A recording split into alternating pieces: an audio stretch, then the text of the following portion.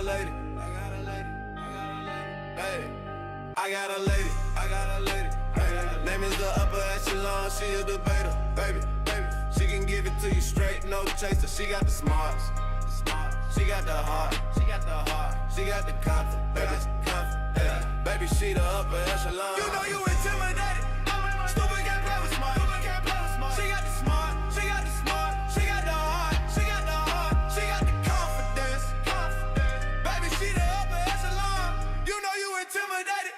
Stupid can't play with smart. Stupid can't play with smart. Stupid can't play with smart. Stupid can't play with smart. Stupid can't play with smart. Stupid can't play with smart. Stupid can't play with smart. Stupid can't play with smart. Stupid can't play with smart. Stupid can't play with smart. Stupid can't play with smart. Stupid can't play with smart. Stupid can't play with smart. Stupid can't play with smart. Stupid can't play with smart. Stupid can't play with smart. Stupid can't play with smart.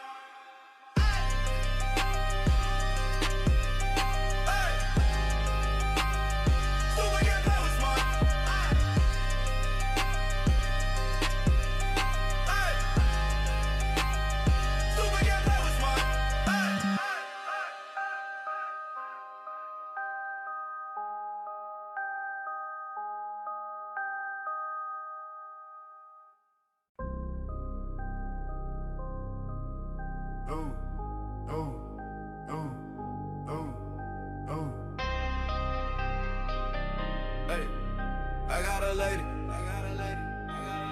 Hey, I got a lady. Hey, name is the upper echelon, she a debater. Baby, she can give it to you straight, no chaser. She got the smarts, she got the heart, she got the confidence. Baby, she the upper echelon. You know you intimidated. Stupid can't play with smart. She got the smart, she got the heart, she got the confidence. Baby, she the upper echelon. You know you intimidated. Stupid can't play with smart. Stupid can't play with smart. Stupid can't play with smart. Stupid can't play with smart. Stupid can't play with smart. Stupid can't play with smart. Stupid can't play with smart. Stupid can't play with smart. Stupid can't play with smart. Stupid can't play with smart. Stupid can't play with smart. Stupid can't play with smart. Stupid can't play with smart. Stupid can't play with smart. Stupid can't play with smart. Stupid can't play with smart. Stupid can't play with smart.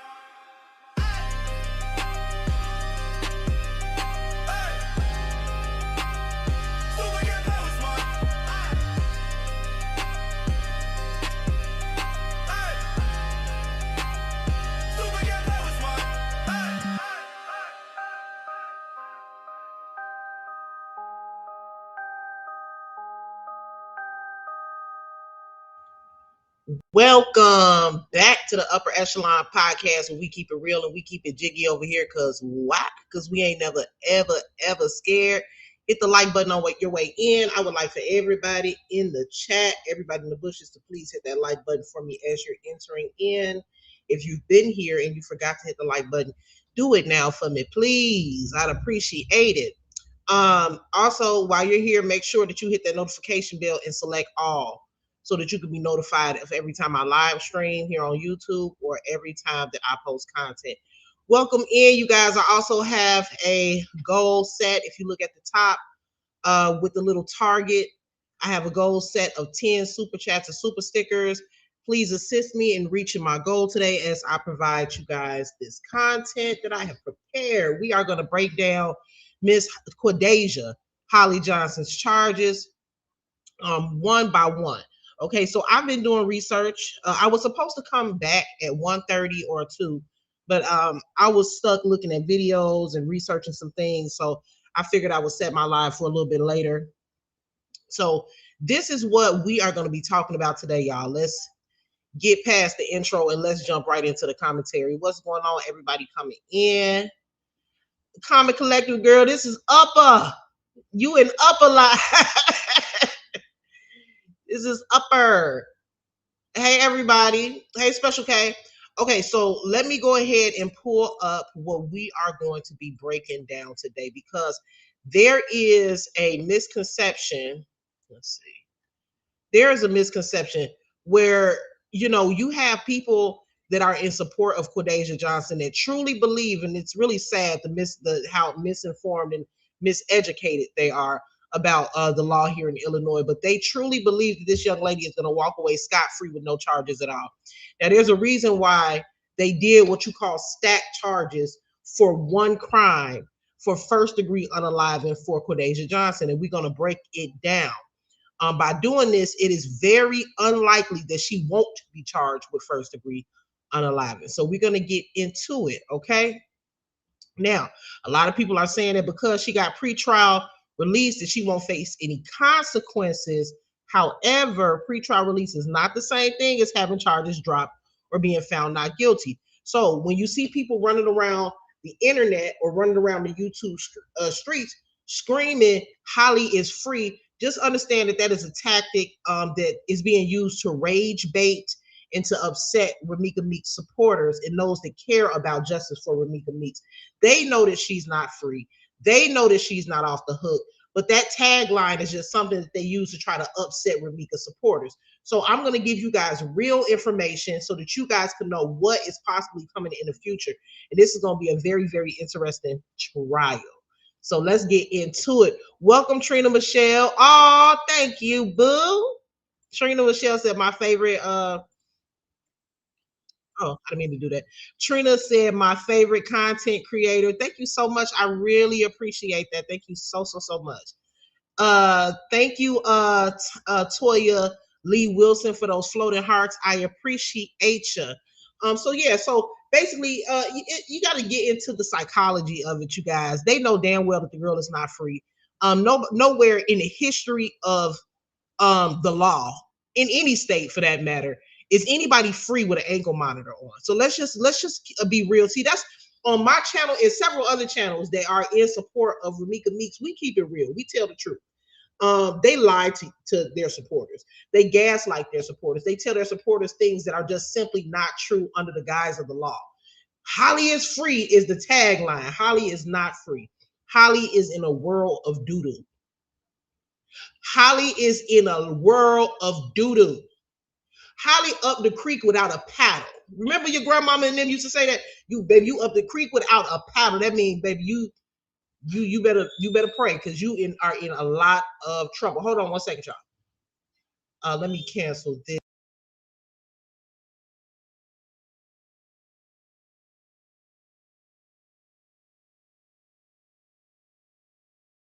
Okay. Oh, shout out to Neo X for that super chat. I appreciate you. You said stupid can't play with smart, big facts.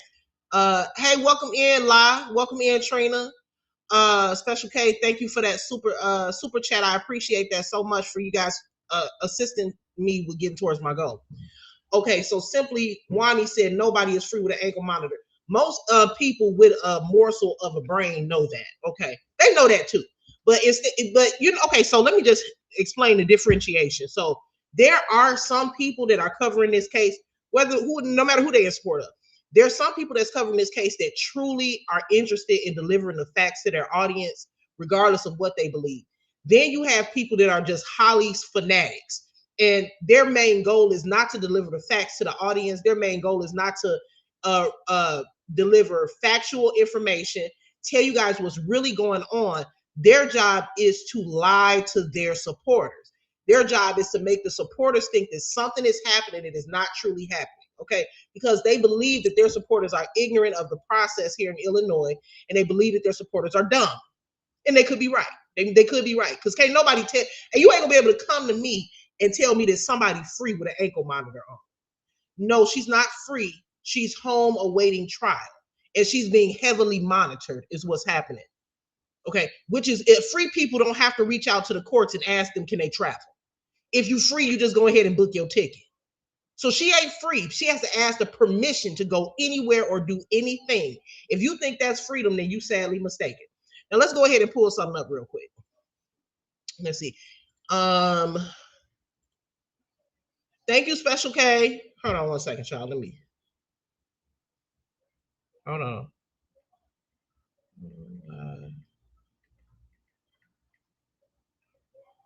Okay, let me pull this up. Hey, Shonda. All right. Then we gonna go, which I already know. Let me see. Which I know I've already. I don't know why it's not. Damn. Let me see. I don't know why this is not showing. It's okay. I'll just pull it up on Facebook. Let's see.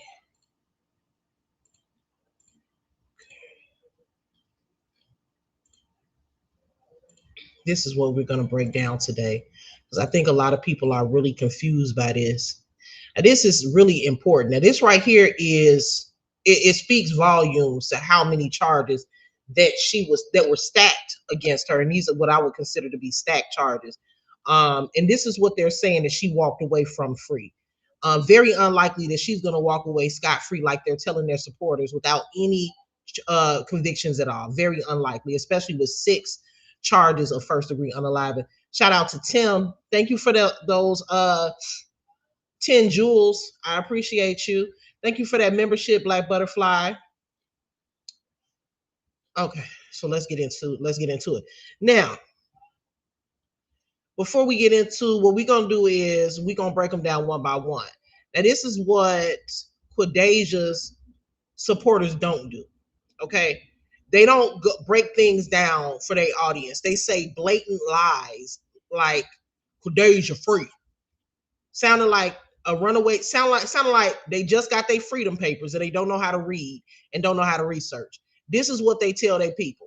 Okay, this is the facts right here on the screen.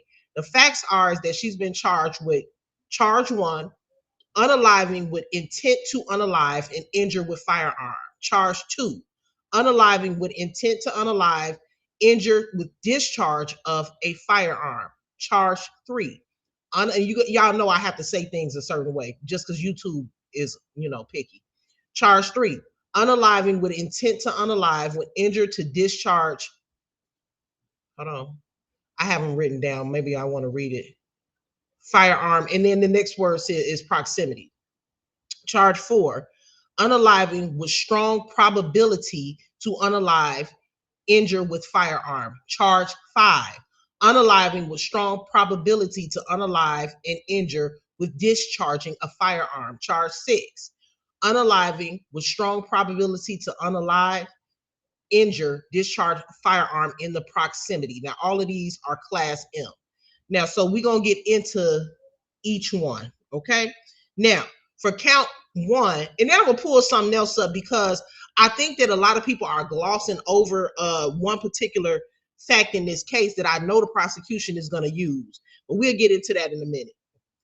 Okay, so for count 1, which is first degree unaliving with the intent to unalive. Now, the prosecutors with this charge are alleging that Holly intended to cause Ramika Blackman's unaliving. Okay, so this is the most straightforward theory of intentional unaliving, and I would consider and this is what you have to think of it like this, y'all, because it can get confusing. You have to think of these as 6 different theories, and by them stacking 6 different theories for the same unaliving, it adds more of a probability that she will serve time. So what the prosecution is doing is they're covering all bases. So if the jury says, well, no, we can't convict her on that because of A, B, and C, but we can convict her of this. We can't prove this, but we can prove this. So what they're doing is they know that the young lady murdered Ramika Meeks. Okay, so they know that, so they have to cover all bases because she's claiming self-defense. Okay, so they're gonna get her ass. Watch what I tell you. Now, so if I was her, the last thing I would be doing was worried about traveling somewhere. I'll be sitting in somebody's prayer closet. Okay, because the state of Illinois gonna get her. They tried to keep her, they tried to keep her locked up, but they couldn't. They couldn't because her attorney pulled every stop when it comes to her rights in the state of Illinois to get her out. And that's what your attorney is supposed to do. So she wasn't released because the courts wanted to release her. Because the judge wanted to release her. She was released because they had to release her. But trust and believe me, they're going to get that ass during trial. Okay, so now that's the first count. Okay. So the first count is first degree unaliving with the intent to unalive. Okay. So they believe, and it's obvious. Okay. And I'm going to pull something up in a minute to show y'all. Prosecutors are intend to cause Ramika Blackman's unalive. Most straightforward theory of intentional homicide. So what has to be proven with that particular, let me go here. What has to be proven with that particular charge? It has to be proven that that she acted knowingly. My bad, y'all. She acted knowingly and deliberately with the purpose of unaliving. So she knowingly and willingly committed the act that she committed with the purpose of taking Ramika's life. Now, count two is first degree unaliving with the intent to do great bodily harm. Okay, in the discharge of a weapon. Now, here the prosecutors don't have to prove that she specifically wanted Romika unalive. They only have to prove that she intended to inflict serious bodily injury, and that injury resulted in her death while discharging a firearm. So if someone intentionally pews another person, intending to seriously injure them, and then the victim passes away, they can get her with that. Now, when you think about it, it's almost like, well, duh. And if you I think when people think of that, they say, well, duh, if you pew somebody, of course you're trying to cause great bodily harm or unalive them. Well, that is in some cases. In some cases, you have where people genuinely, okay, not in her case, but you have some cases where somebody genuinely fears for their life. They genuinely are afraid, but they don't necessarily want to have blood on their hands. They don't necessarily want to catch a unaliving charge. So people will shoot in the air, and sometimes people will shoot in just around or in an open space, and somehow it may ricochet and hit the person, or somebody may pew a person in the foot or in the butt or in the leg one time, and that's it, because they were just trying to stop the person from doing what they were doing. In this case, it's going to be very difficult for her attorney to prove that she pewed Ramika without the intention, that she pewed her without the intention to unalive her, simply based on the amount of times that she fired her weapon. If I was the prosecutor, I would weigh heavily on that. She didn't pew her once.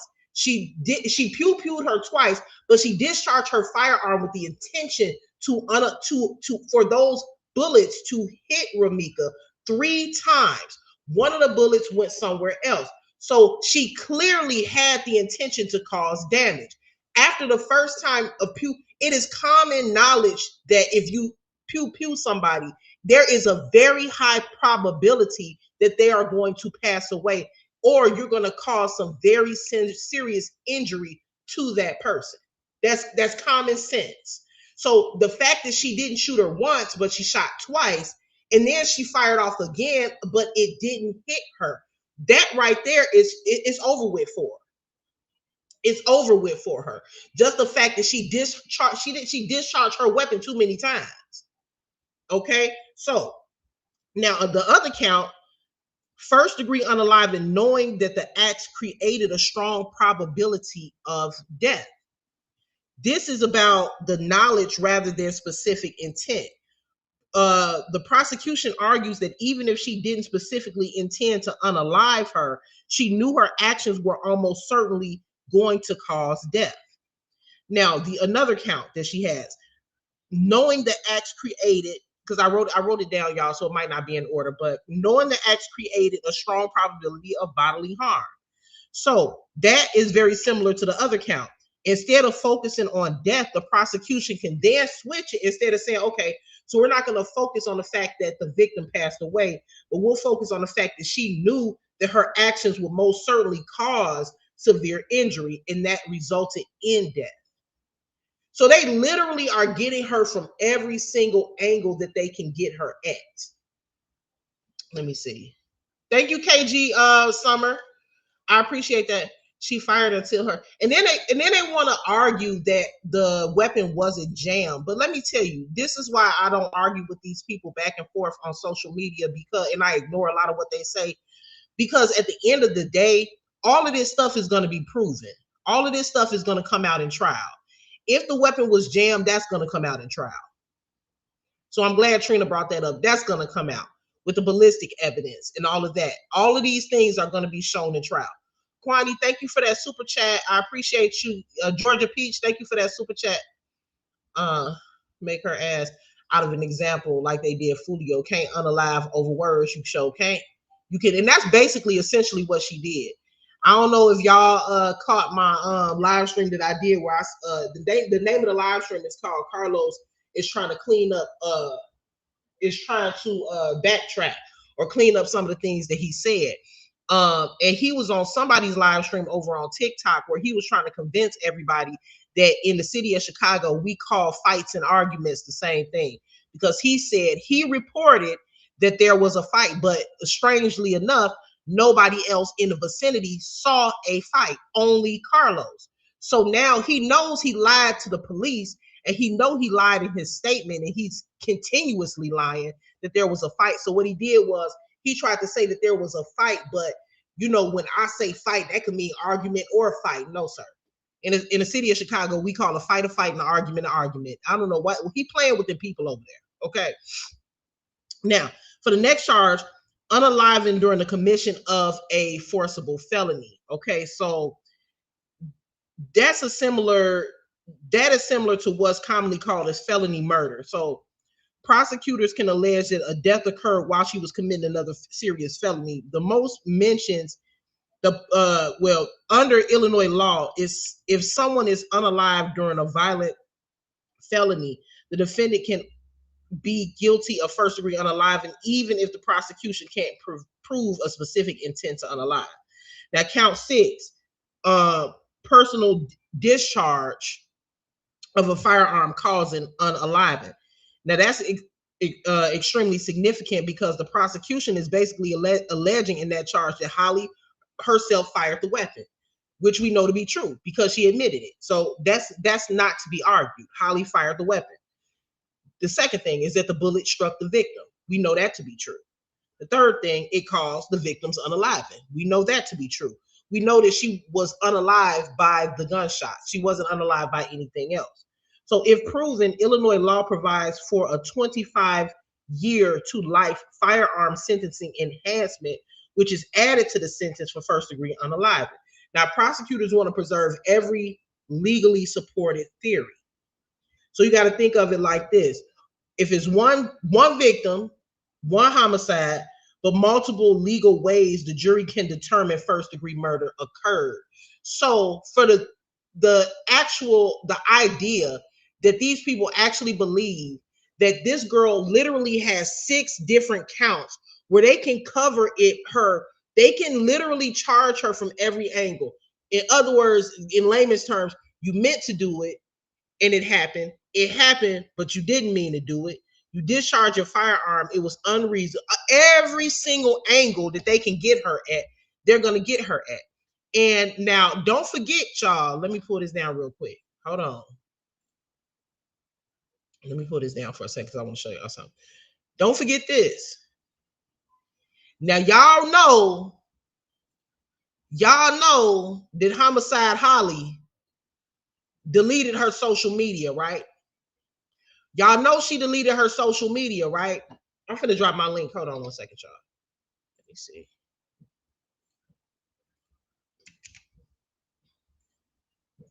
Y'all know she deleted her social media.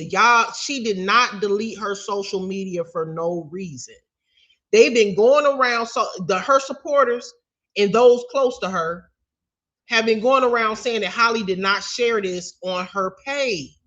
Holly absolutely did share this on her page before Ramika Meeks unaliving, and she took it down. I want everybody, just like in the Nolan Wells case, all of them kids deleted their social media talking about they being threatened and harassed. No, y'all deleted y'all social media because you think that something is going to be found in there. But at the end of the day, it doesn't even matter. It doesn't matter if she deleted her social media or not. Everything that you post on social media, just because you delete it on your end does not mean that it disappeared. And this is why I say that there's going to be a whole lot of feet in mouths. It's going to be a whole lot of people looking real dumb. I want to say in a few months, when all of this stuff start coming out, what ends up in this day and age really getting people behind bars more than ever, more than it used to back in the day.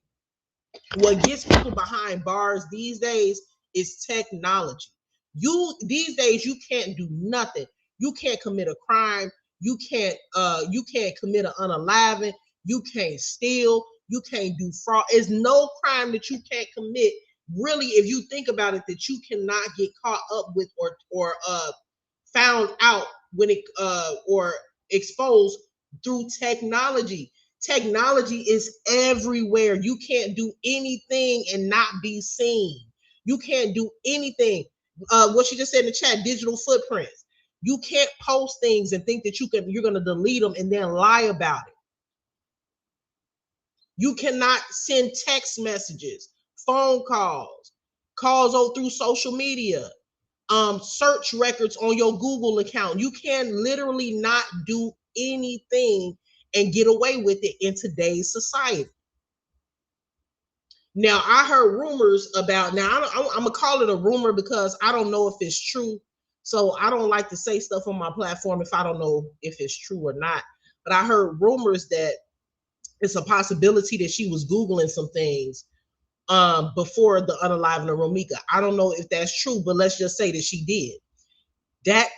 Those are the type of things that constitute premeditation, even though premeditation is not needed in the state of Illinois for a first degree unaliving charge. Now you better believe that this post, probably amongst several other things that she did on social media, is going to be brought up during trial. Sometimes you just got to start killing MFers. And they've been running around. See, this is what I don't understand about her supporters and her family and people that's running around social media lying for her. You can't lie when it comes to digital records, when it comes to digital footprint, when it comes to social media, things that she posted on social media, things she did on her cell phone, anything, you cannot delete it. It doesn't matter that y'all running around YouTube and all of these different platforms saying that this post is fake. No, it's not. No, it is not. She shared it. Tanya Lewis said, best believe they're going to go through all of that. I'm sure they subpoenaed all her social media. They better have. They better get her on every single angle.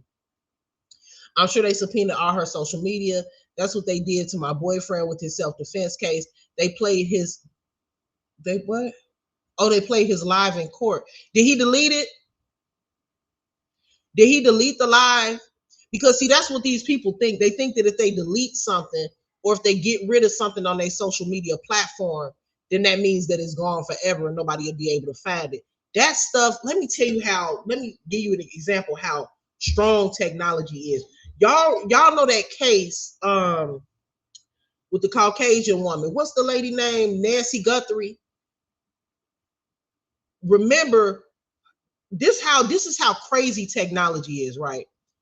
They still haven't found where Nancy Guthrie is, nor have they found who may possibly abducted her or whatever. I think the family got something to do with it, but I'll talk about that in a different live stream. But she had cameras on her home, right? She had cameras at the front door. She had cameras sitting at the top of the house.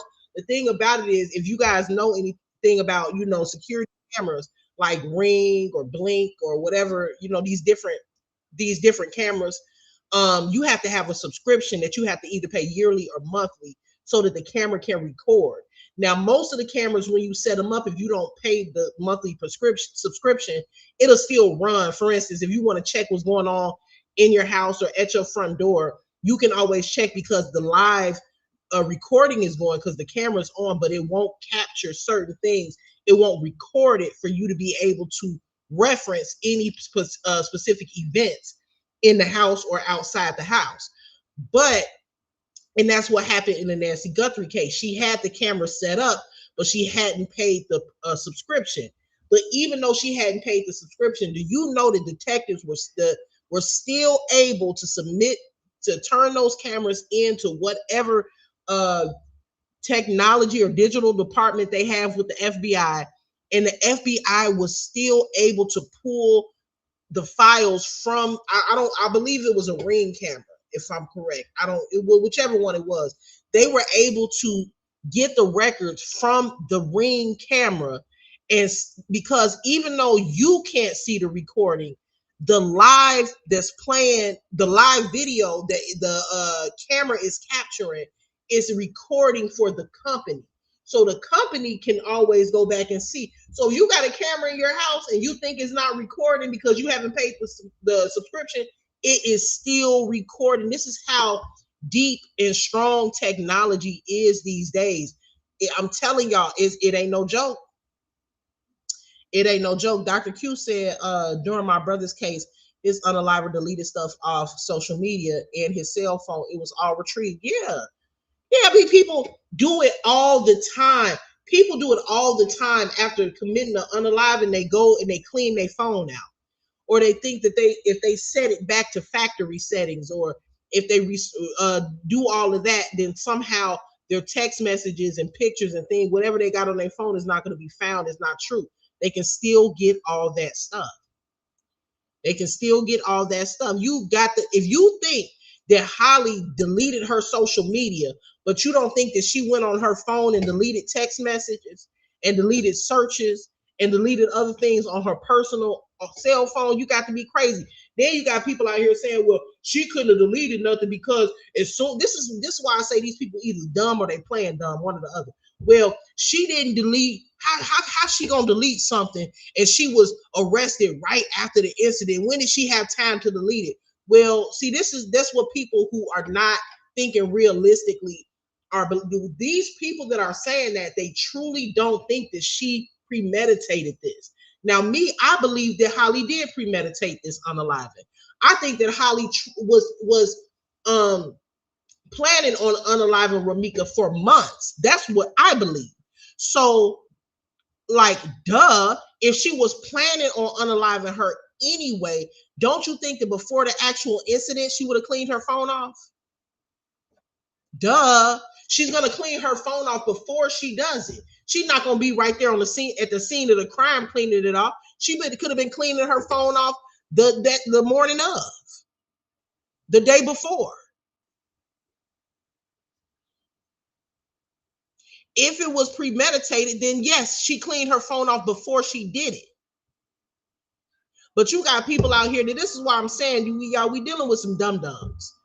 You got people out here saying, well, how did she clean it off that fast? When did she have time to clean it off? That's because y'all under the impression that she didn't plan it. Y'all are under the impression that she didn't plan it. But if you ask me, it looks completely planned. It looked totally planned. Totally. It looked like a complete setup is what it looked like.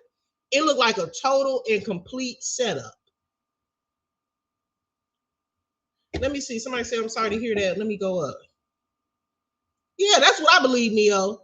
I definitely believe that she planned it. Who in their right mind gonna go to court? And come on, y'all. Think about how this doesn't even make sense. Who would go to court every single month, except for 1 month? I think she missed April, but every single month from December 2025 all the way to July of 2000.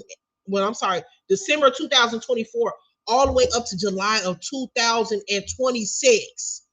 Every month to get an order of protection against somebody you never seen before. And then right after you get the order, you kill her a couple months later. Come on, y'all. This is obvious as hell that she planned it, in my opinion. For my opinion, it's obvious. Or it's the biggest coincidence to ever happen in the world. So yeah, I definitely think she planned it. So when you really delve into the planning of the situation, of course she probably cleaned her phone off before she did it. Come on, y'all. Duh. This is hold on, let me go up.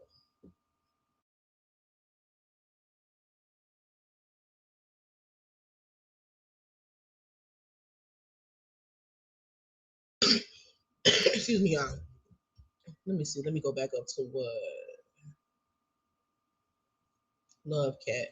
My niece came up missing around the same time. Oh, she was found 30 days later. I don't know why that woman has not been found yet. Crazy work. I'm sorry to hear about that. Thank you, Dr. Q. I appreciate that. I'm sorry to hear about that, Love Cat. Oh wow, she was only 30 years old. I'm gonna pray for you and your family. That's sad. Like I said, I don't know why. I don't want to get too morbid, but I have some ideas as to why she hasn't been found yet. And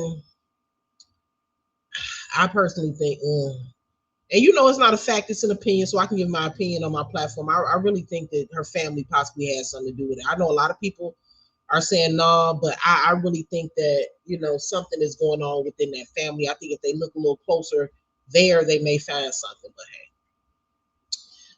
Okay, let's talk about it. Said, listen, they're gonna have everything that she posted on social media. They're gonna have all phone contacts, including location info, how she was moving and where she was going. They're gonna have, oh yeah, they're gonna have everything. They're gonna have everything. Let me see. Yeah, she premeditated this, going to court for a year to obtain an order. But come on, come on. What is it that you need to be protected against when it comes to somebody that you have never met? You never met this person before.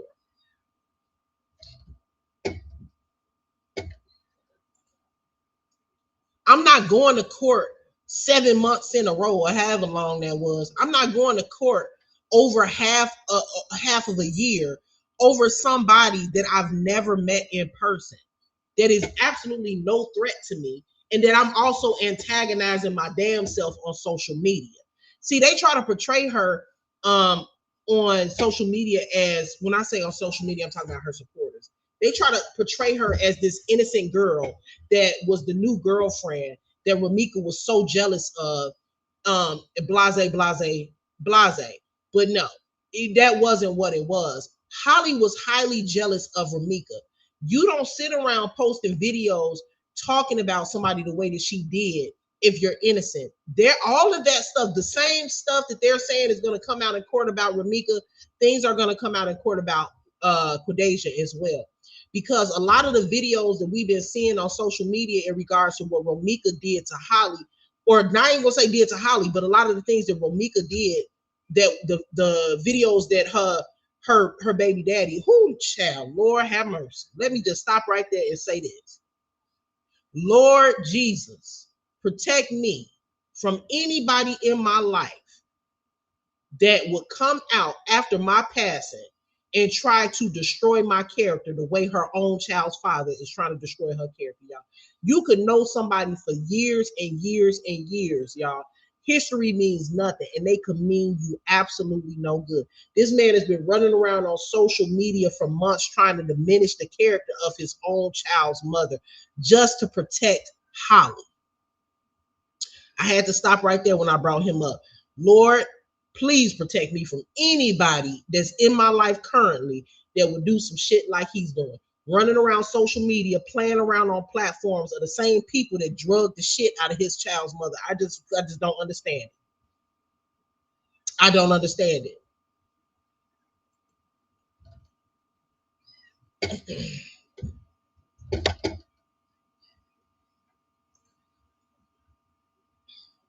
Who said that? Who said that? What TPO judge said that? I'm gonna wait till you answer that, Barbara. I want to know where that come from. You said the TPO judge say what? Thank you, Common Collective. I appreciate that $20 super sticker. Thank you so much. Let me wait till Barbara's, because I don't watch their content because I like my brain cells. So I don't watch their content unless somebody send me like a clip or something like that. But when was that said?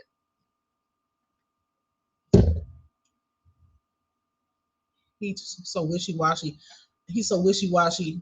I don't know how either one of them keep dealing with him. Child. If you ask me, that's the devil in human form right there, in my opinion. Barbara, you not gonna answer the question? Did anybody else hear that said? Because I have the transcript. The judge didn't tell her to protect herself. The judge told her to call the police, which she didn't do. Ain't no judge anywhere in the state of Illinois, no judge is gonna sit there and tell you to unalive somebody if you see them.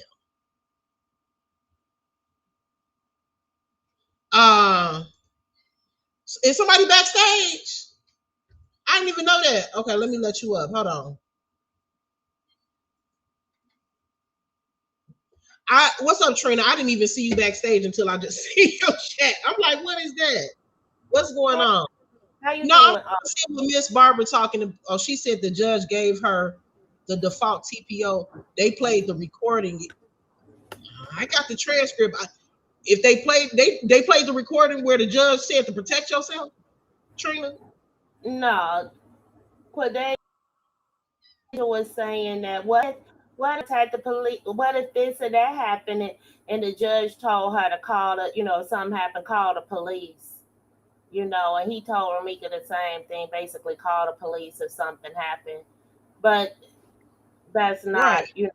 They trying to make it seem like it was some kind of biased thing. That's not. I don't even think they said that. They just like played the recording. They make they valid points on bullshit if they did, point that out. But Right, she but heard my question is, well, I know you got the transcript, and I got the transcript too.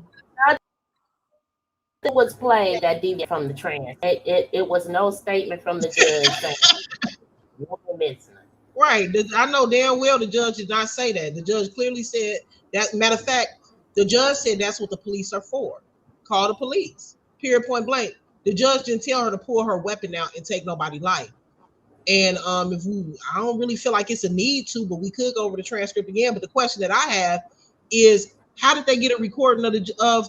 I didn't know that you could. I didn't know you could record court hearings. Right, you ain't They hear got the judge. You knew that was just hearsay, Barbara. I don't know why you introduced it into the chat. Like, say lead with that. Okay. Barbara said I didn't hear the judge say that. They were saying the judge said they some liars, Barbara. They some liars, Barbara. I was listening to the live, so it's you heard the same thing they heard, so they shouldn't even been able to tell you that without you peeping. It's a lie. They ain't play no special recording that you didn't hear. You heard the same thing I heard and everybody else. You know what I'm saying? Continue Right. up. Yeah. Yeah, but I'm gonna let Barbara come up though. Let me see. Hold on, because I want her to. But yeah, that's what they do. They take the truth and they put a spin on it. So yeah, the judge never told her to defend herself. Barbara said, I was wondering how they got a court. That's what I'm trying to figure out, because in the state of Illinois, it's illegal to record a court hearing. So Obviously, Quadajah recorded. Either and so it absolutely is, and that's going to be brought up in court too, because that's a felony. That's a felony. I think it's a misdemeanor charge. I'm not sure. It might be. I got to look on the court page. The courts say what it is, but Yeah, that's a felony to record a court hearing. Yeah, you're not supposed to be doing that, especially in domestic violence court. They really take that serious. And so, yeah. So let me get your opinion on this, because I said that I believe. I really do. I wouldn't say it if I didn't believe it. I strongly believe that Holly planned this. And now that I know, because I didn't know this before today, now that I know that she recorded the hearing, I feel like that's who does that. What's the purpose of recording a hearing that you're at? You're at the hearing. There's no need to record it. So I believe that that's planning. People, that's the precursor to aggressive behavior. A lot of people, you will be surprised. I've had it done to me by local politicians. That's why I'm suing them in federal court right now, because a lot of people use that as a precursor to do something to you. A lot of people, they feel like if they go down there, order of protection, that they are clear in doing harm to you. They're just going to say, oh, Your Honor, they were trying to do this and that to me. You know what I'm saying? Yeah. And it's like you have certain judges that arrive with, these petitions for a long period of time. You got to go through the process. Like this politician from the school board had me in court over a year just on a petition. A local trustee, Tammy Brown, in court over 2 years just trying to get at the petition phase until I had the case taken down to 555 Harrison and up out of Markham where they're politically aligned. You see what I mean? Then everything fell apart. So it's really, really a precursor for a lot of people to do something bad or harmful to the other person. Right. Yeah, that's what it is, and that's why I said in another live stream that anytime somebody call themselves, excuse me, going to go get an order of protection on you, you always need to show up in court, because I believe that a lot of it has to do with planning, because they're gonna do something to you. Make sure you go to court. Make sure you prove your case. Make sure you show, hey, I'm not stalking this person, because like you said, a lot of people do run down to the courthouse because they have intention on doing harm to you. Somebody in the chat said, Trina, I heard they kicked you off. You heard what? So I'm dropping the link, y'all. But that couldn't be possible, y'all, because when they transcribe court hearings, they put everything in the transcript, and I didn't read that in the transcript. And you were correct. You read, and I'll hit you on the back end. I got you. You ain't look. I got you ready. You know what I'm saying? Other lie they talking about. You feel what I'm saying? So right. It's crazy because I've been doing a lot of cases in Dalton for years, and like a recent case with Jedediah Brown and Amir Shakur, we all seen on live him beat that man down, right? But Amir got an order of protection on Jed, but then he posted a 9mm Glock with ammunition and a post that said "never again," and then it turned around with Jedediah having the order of protection on him. You see what I'm saying? Right. So right.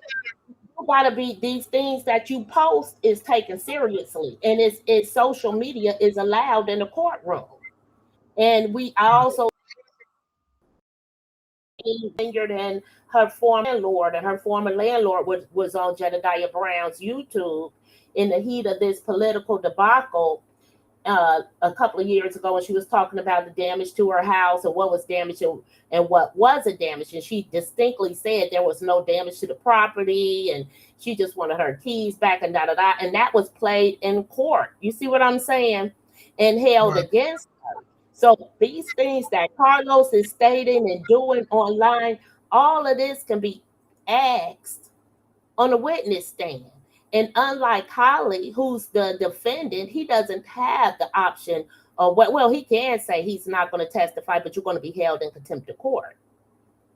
You can right. plead, but it's blatant evidence against you. Going to look stupid. Go ahead.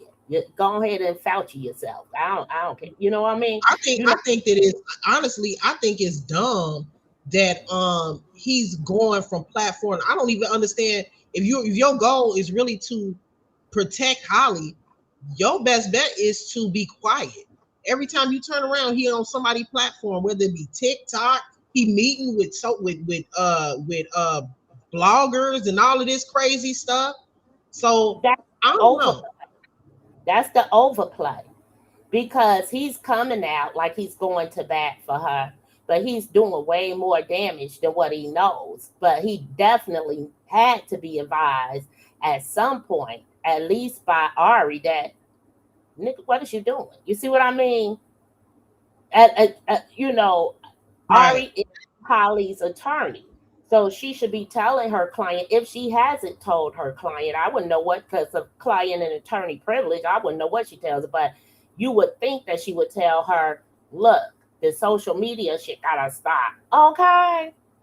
You know what I mean? And you know what? I think deep down, that Carlos really is trying to appear like, he's this baby daddy that don't want his baby mama in prison, and he didn't want his other baby mama to lose her life. Like, he's trying to play the role like, he want peace with everybody and this and that. But to be honest with you, after I saw what he said to the cameras after he came out the courtroom, I want to say it was probably in February or March, one or the other, when he was talking about how he didn't have nothing to do. I think that he was like, I didn't have nobody in the chokehold. But the crazy, I've never seen a person who's not even on trial go so hard in defense of themselves. I think Correct. that I think he's trying to sabotage her. That's what I think. To He's say that this, exactly he's doing CYA as we call it. You know what in corporate America what CYA is? He's what is that? covering your Covering ass. your ass. Yes. So he's portraying like he's supporting her and oh it's not what it seemed and he know damn well he was in conspiracy with her on this murder. But he wants to try and come out unscathed with no time and not being behind bars and he knows that making sure that she fries will cover that. And if she includes him in anything, it could lessen her time and they'll chop it up. You get 30, she get 30 instead of her getting 60. Conspiracy to murder. But no, he's trying to get out unscathed and let her go on and do her time. And oh, if you put me in it, that could be a federal charge. It can make it worse and da da da da da. But this is going to be a very interesting trial because I'm sure before it's all over with, they're going to be eating each other up like cannibals. I'm talking about Carlos. You talking about Carlos and Holly? Mm-hmm. Yep, that's what I think too. I predicted they're gonna turn on each other. Yep, Oh, because ain't no. Go ahead. When Ari filed that motion and she flipped all of a sudden in this motion to depending heavily on that witness testimony about what Carlos was doing and all of that shit, I was like, oh shit. You know what I'm saying? First you said this lady could be dependent on. Now you're concurring with what she's saying in her statements. You know what I mean? Because that's implicating Carlos in this situation too. Him having her in the head, him hitting her in the back with the door. It's like No, but he's still trying to deny that he ever had her in the headlock. Meanwhile, several people saw him have her in some type of hold, more than one person that are not at all. They don't know each other from a can of paint. These witnesses. One witness say he had her in some sort of bear hold. Another witness say he had her in a choke hold. But he's lying, totally lying by saying he didn't have her in a hold at all. But didn't the camera from the CTA bus catch it? He said that it wasn't the way that they perceived it. He can't deny having her in a hole because absolutely the CTA bus camera caught it. And these witnesses are not children. He might have been able to stand a chance if these were kids at the school saying, oh, this and that, because kids will sometimes, add shit that, or whatever. But no, every single adult that was a witness said that he had her in a hold, whatever he wants to call the hold. He had her physically restrained. Right. And he can wiggle for whatever reason he wants to say. And he could be charged, in that capacity because you're restricting her physical movement. One can say she wanted to get away. A witness stated also that, when Holly pulled out the gun, that Romika was backing away. Like, this is very, very serious. You know what I mean? He had no reason to fire that weapon whatsoever. No one is running up on anyone with a weapon. If it looked like a weapon, it could be a BB gun. I'm not running up. That's any normal person. They're trying to create her like she's just this monstrous being, and it's not even that type of party. Yeah, she called him out on his lies, and rightfully so, because shit, at 40 years old, when you gonna quit lying? I mean, that. Yeah. And then the thing that get me is they were saying that she had to pull out her weapon. And this is what I'm saying. This is why I really believe that Quadajah is going to end up, she going to be charged with first degree. This is not nothing to do with most definitely, because you first of all, you didn't have no reason to discharge your firearm that many times and then say that it was self-defense. Correct. She couldn't still be charging you after the first shot. And he was defending her. In her defense, he was having Romika physically restrained. In her defense, he was hitting Romika with the back of the door, in her back with the door of her own car. So she was already being defended. So why didn't you call the police when any of that was going on? Right. You had ample opportunity. When he was hitting her in the back with the door, you could have called the police.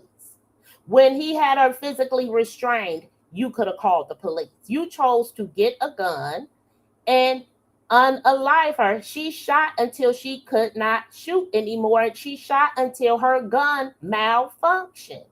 Let me say thank you, Tim, and thank you, Nina, for them super chats. I want to ask you something, Trina, and thank you, Trinity, for that super chat. I appreciate y'all for helping me reach my goal. Let me ask you something, Trina. So, shit, what was I finna say? When it comes to the fact that I think that people are downplaying the fact that she didn't have the weapon on her. You even have a whole CCL Mike Brown, an instructor, running around on social media defending this girl. Now that's scary because there's a whole dude right here in Chicago that has a license to give people a license to carry, and he running around defending this girl. What do you think about the fact that she didn't actually have the weapon on her? That she actually went to go get the weapon, meaning she left the altercation. To me, that's going to play a big part, and they trying to downplay that specific part of this situation. I'm not going to say that she left the altercation because she did not go to his house and go get it and come back. The weapon was in a vehicle. I would say that she had ample opportunity throughout the altercation to call the police multiple times, and that weapon should have never been drawn because she was not in a situation where that would be needed. Is actually an assault on Romika pulling out that weapon alone without even firing it because it's not a situation that warranted it.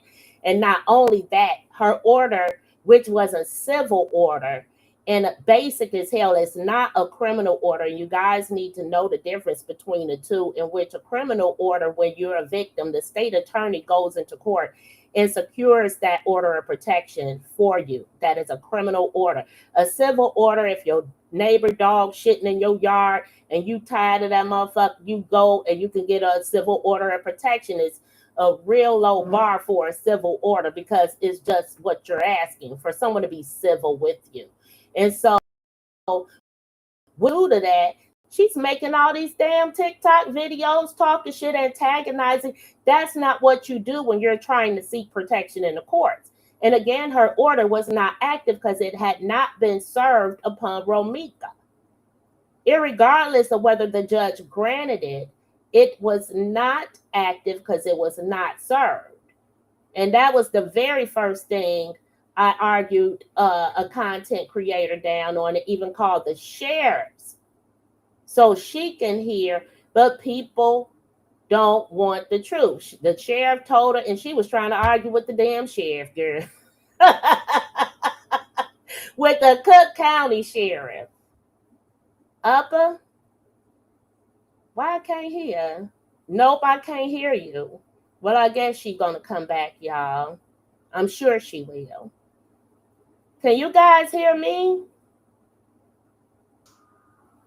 Can y'all hear me now? Oh, so you can hear me. Can y'all hear me now? Yes. Okay, I'm back. I don't know. I had to leave the studio because y'all couldn't hear me. Something happened with my mic. But I heard everything that you were saying. Okay, so you said that you don't feel that she. See, I feel different. You said that you don't feel that. Well, you're right. She didn't necessarily leave the scene. So no, she didn't leave the scene. But she was fully engaged in what was going on, and she should have used that opportunity. You went to court for several months and you got the order by default. The judge could have granted the order when Romika was on the court Zoom. He didn't feel it was necessary, nor did he feel it was necessary any of the several months prior that she came in for it. But judges will do a default order when they feel like you're not complying with what they asked you to do, which is show up in court.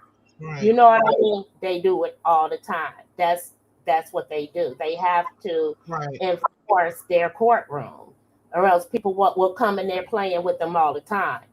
So this situation, she didn't even have an active order, but she's thinking she got everything in a bag, and it was blatant that she planned this. She thought she was getting a paper trail in order to enact her violence on her.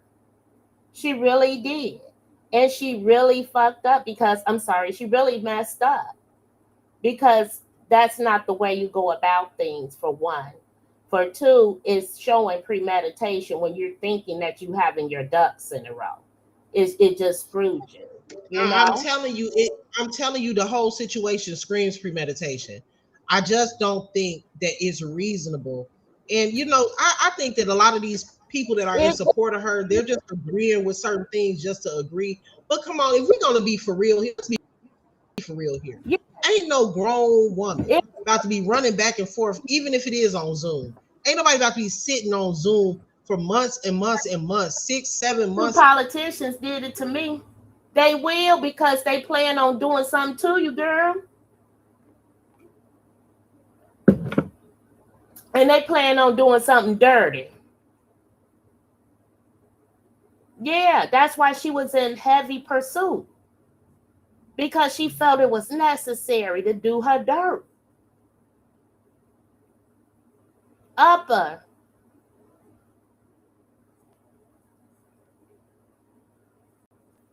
Oh, Lord. I'm going in and out. There you go again. Okay, I hear you now. I don't know what's going on with my I think it's my mic. But yeah, what I was saying was, I think nobody is gonna be going to court for all of those months in a row to get an order of protection against somebody that they've never seen in person, y'all. And to me, I'm looking at it like, well, what's the likelihood of you've never even met with this person, never been in the same vicinity as this person that we know of, but as soon as you get that order, you kill her. Yeah. And for these people to really sit around and act like they don't understand that looks funny, that looks to be premeditated. It definitely is. I mean, they got the court can, all they got to do is play her never ever videos. Jury, she's in pursuit of an order of protection. People of the jury. And this is what she's doing while she's asking the courts to protect her. She's antagonizing the victim openly on social media for everyone, including the courts, to see. Right. So make that make sense. Yeah, I personally believe that it was definitely premeditated, but thank the Lord. I don't know who live I was watching yesterday. I was watching somebody live where they was talking about manslaughter. To my knowledge, I don't think they have manslaughter in Illinois. It may have been Peanut Live. I don't know. I don't remember who live it was. Have manslaughter. She won't be getting it. Degree or second degree. She won't be getting it. She won't be getting that. That'll be a situation if her and Romika was cool. And they was on a friendly term, and Holly was unloading her weapon and it accidentally fired and killed Romika. That would be some manslaughter. But no, she shot her multiple times. That ain't it at all. Yeah, this situation don't constitute as manslaughter. It don't constitute as manslaughter. Another thing I wanted to say was or talk about was self-defense here in the state of Illinois. Does not constitute as self-defense. I'm sorry to let know. They're very confused as to what self-defense is and what self-defense is in this state, the state of Illinois. You guys, self-defense is not believing that. Can y'all drop a one? Is my audio good, Trina? Yeah, fine. I'm listening to you cook. I'm listening to you cook. Get my plate. Y'all can't hear me? Yes, we can hear you. Okay. Um, I'm just making sure. Just I think that a lot of people are confused about what self-defense is. In the state of Illinois, self-defense is defined as using reasonable force to protect yourself from another person who that you feel that you need to protect yourself against, and the threat has to be imminent. So it has to be a situation where if she were to be able to use a self-defense claim, first of all, and this is written in the law code, you guys. It's not just something I'm here in the state of Illinois. There has to be something called proportionality for self-defense to exist in order for her to use that claim. And the self-defense has to be reasonable. The fact that the fact that Ramika was unarmed, that's one strike against her right there. The fact that she was unarmed, that's one strike right there. So the fact that she didn't have a weapon, but you did have a weapon, that kills your self-defense claim, in my opinion, altogether. She didn't have any, and then I forget the exact amount of minutes that it was that this altercation took place from the moment that she pulled up. I have to look at the transcripts again, but I forgot how many minutes it was. But there was the altercation or the argument or the interaction, whatever you want to call it, it was too long of an interaction for her not to realize that Ramika wasn't a threat. They had been arguing for several minutes.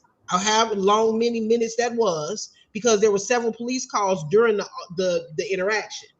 So she knew that Ramika didn't have a weapon. So you knowingly pulled out a weapon to use against someone who was not armed. There's no proportionality in the incident. You didn't have any reasonable belief that your life was in danger. All of the witnesses that stood outside and were present for the actual shooting did not see you fighting physically with Ramika. So all of that self-defense mess that they trying to spread on social media about this situation, they may as well drop it. Somebody said it was 9 minutes. 9. Yeah. And that's when it came out that it was 8 to 9 minutes of an altercation. That's when Ari wanted to try and argue about camera times being off to try and make it a shorter 3 to 5 minute altercation. No, boo boo, that ain't gonna work. You know what I mean? Right. At all. Right. And another thing is, the 911 calls that you mentioned, that's going to correlate with that. I'm saying the 911 calls that you stated that all the witnesses made shows and proves that Quadajah could have called the police. Everybody else did. Shit, you in a situation. Why ain't you called? Yeah, she could have called the police. And let's not, this is why Carlos is an important factor in this situation, because number one, like Trina said, while everybody else was calling the police, she could have called the police. Because if you remember, one of the police calls had nothing to do with Quadajah. Okay, I think that's like the most interesting part of this case to me, is that one of the first calls, if not the first call that was made to the police, was Carlos, not about Quadajah. Yes, was about Carlos putting his hands on Ramika. That was one of the first calls. And so why didn't you call then? You're looking at the situation. Yeah. She had so many times. You had nothing to do with it. And it's crazy that she went to court several months seeking an order of protection, and you had several minutes in which you could have called the police several times, and you did. Yeah, she had ample opportunity to contact the police, and I really think that the prosecution is gonna be a cakewalk to prove that. As a matter of fact, I think I got the transcripts from the initial court hearing after she was arrested, the detention hearing in December, and I think the judge mentioned that, like, you had time to call the police. You had time to call the police when you went to retrieve the weapon. You had time to call the police when during the argument. You had time to call the police when the interaction was happening between Carlos and Ramika. So I think that definitely. Yeah, and if you're in fear, why wouldn't you just call the police as soon as you see that person? If I'm scared of you, the first thing I'm going to do is call 911 on your ass, whether I know you or not, whether I have paperwork or not. First thing I'm gonna do is call the police on your ass. I'm scared.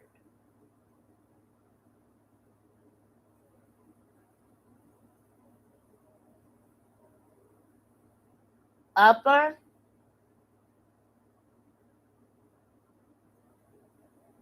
I don't see your. Oh, Going back and forth. she'll be right back, you guys. Okay. Okay. Okay.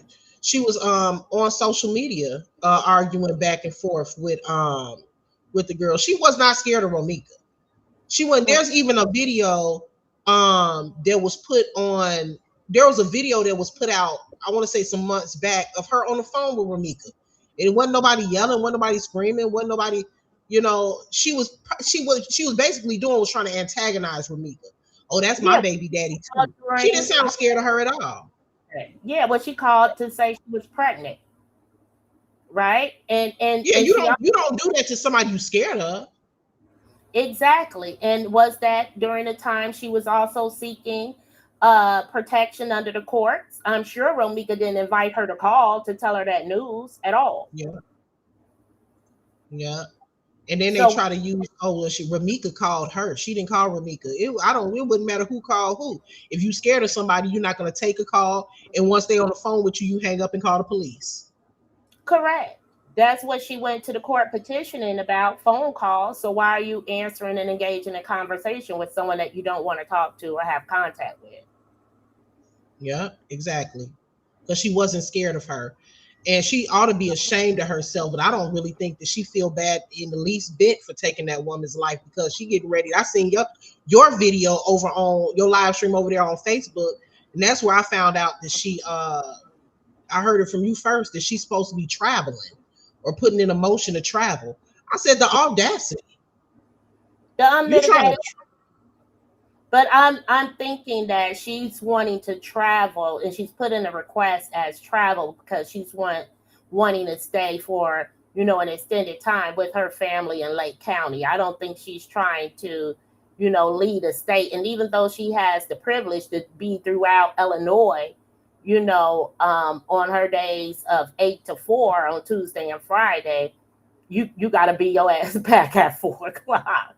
Okay. You got to be back at 4. So travel too far where you can't make it back in time if you want to. Illinois is a big state, but I will be getting the paperwork to find out where she thinks she's going or thought she was going. Where do you think you trying to go? Somebody said, I hope she get 85 years. I don't think she going to get 85 years, y'all. But I do think she going to get up to 60. I think in the state of Illinois, when it comes to, let me look it up, because I ain't gonna lie to y'all. Let me look it up to make sure I'm correct. But if I'm correct, I believe that it's first degree unaliving charge. If she's convicted, I believe she would get 20 to 60 in the state of Illinois. I'm gonna look it up though to make sure. And I don't think that that's including the gun enhancements. Yeah, because I got a cousin that got 68. Yeah, because they adding on all of those enhancements too. The state of Illinois not about to play with you when it comes to these gun charges and stuff like that. Y'all, they think it's sweet because the girl went home, but to await trial, but no, they about to send her up the road. Let me look at the chart. Let me see. In Illinois.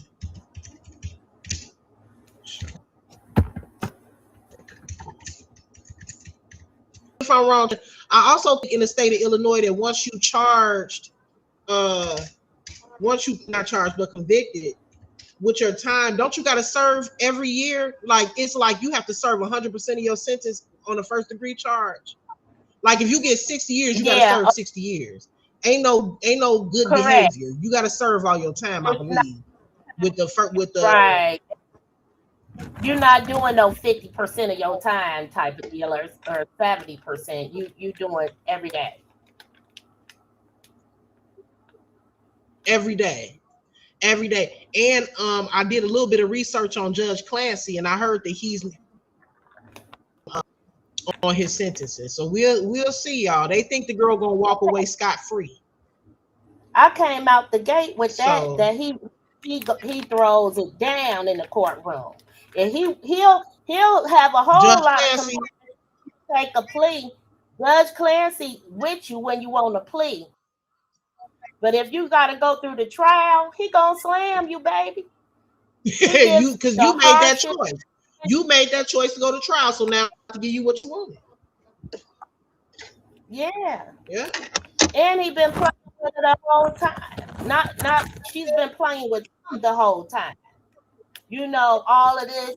You shot her. You know you killed her. Like nobody had to go find you. Multiple witnesses saw you. You admitted to it at the scene. What do you think you're doing? You don't want no accountability. You want to sit up there and say, "Oh, because y'all was going back and forth, that's reason, girl." You got to be crazy, and that's where you go with what you were stating in the law about reasonable force, reasonable threat. What would a reasonable person perceive this as? Not your crazy ass, not your supporters, but reasonable everyday people like who will be sitting in the jury. Right. They're not going to perceive that as a life-taking threat. Number one, You it's haven't not reasonable. It's not reasonable to put. It's not reasonable to put 2 bullets in somebody while they unarmed. That's completely unreasonable. For anybody to say that it is reasonable, it's just crazy as she is, especially over words. It's unreasonable for a mom to pull out a pistol at 9 in the morning in front of a school with kids going to school, and you ain't in a situation where like Sandy Hook, where you had an armed gun in a damn school. And she cried, Right. no reasonable person is doing that. Right. She wouldn't have did And that shit. the fact that you got people, the fact that you She got wouldn't people on have social did media arguing that they that. the fact that you got people arguing on social media that her actions were reasonable is scary. It really They're not. is. You Their thought pattern and process not reasonable. I got a friend who started out listening to this case and me on social media when it first happened, who got a gun at CCL and all that, right? And she started off one way, baby, but when I talked to her last week, she like, you know what? I know better than to pull my gun now. And yeah, little papa, sit your ass down. Yeah, because a lot of people that are let me ask you this. Do you think they're gonna have her CCL instructor testify?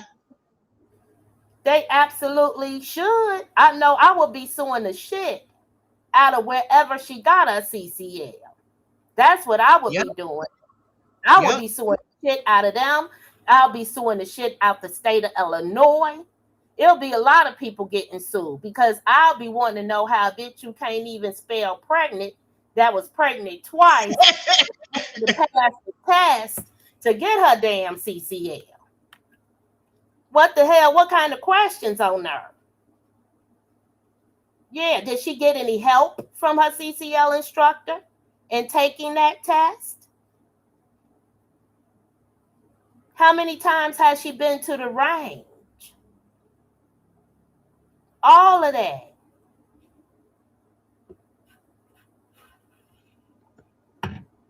Upper.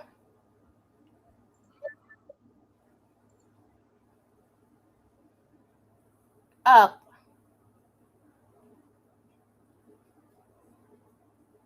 I'll be doing all of that. Baby, suing everybody. Suing everybody. She'll have to hand over her EBT card. Give it to me. Give me everything. Because this is ridiculous. She back, y'all. I'm bad, y'all. I don't know what's going on with my microphone, but it keep going in and out. But it get back to normal once I get back in the studio after I leave. So I don't know what's going on. But the last thing I heard you saying was you would sue the CCL instructor.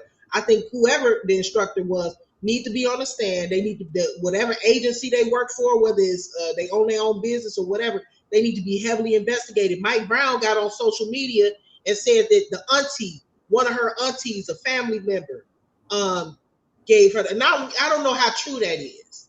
But he one of those that try to act like he get on social media and tell the truth and don't come to social media with lies and do all his research. But he's the one that came out with the rumor that it was the auntie.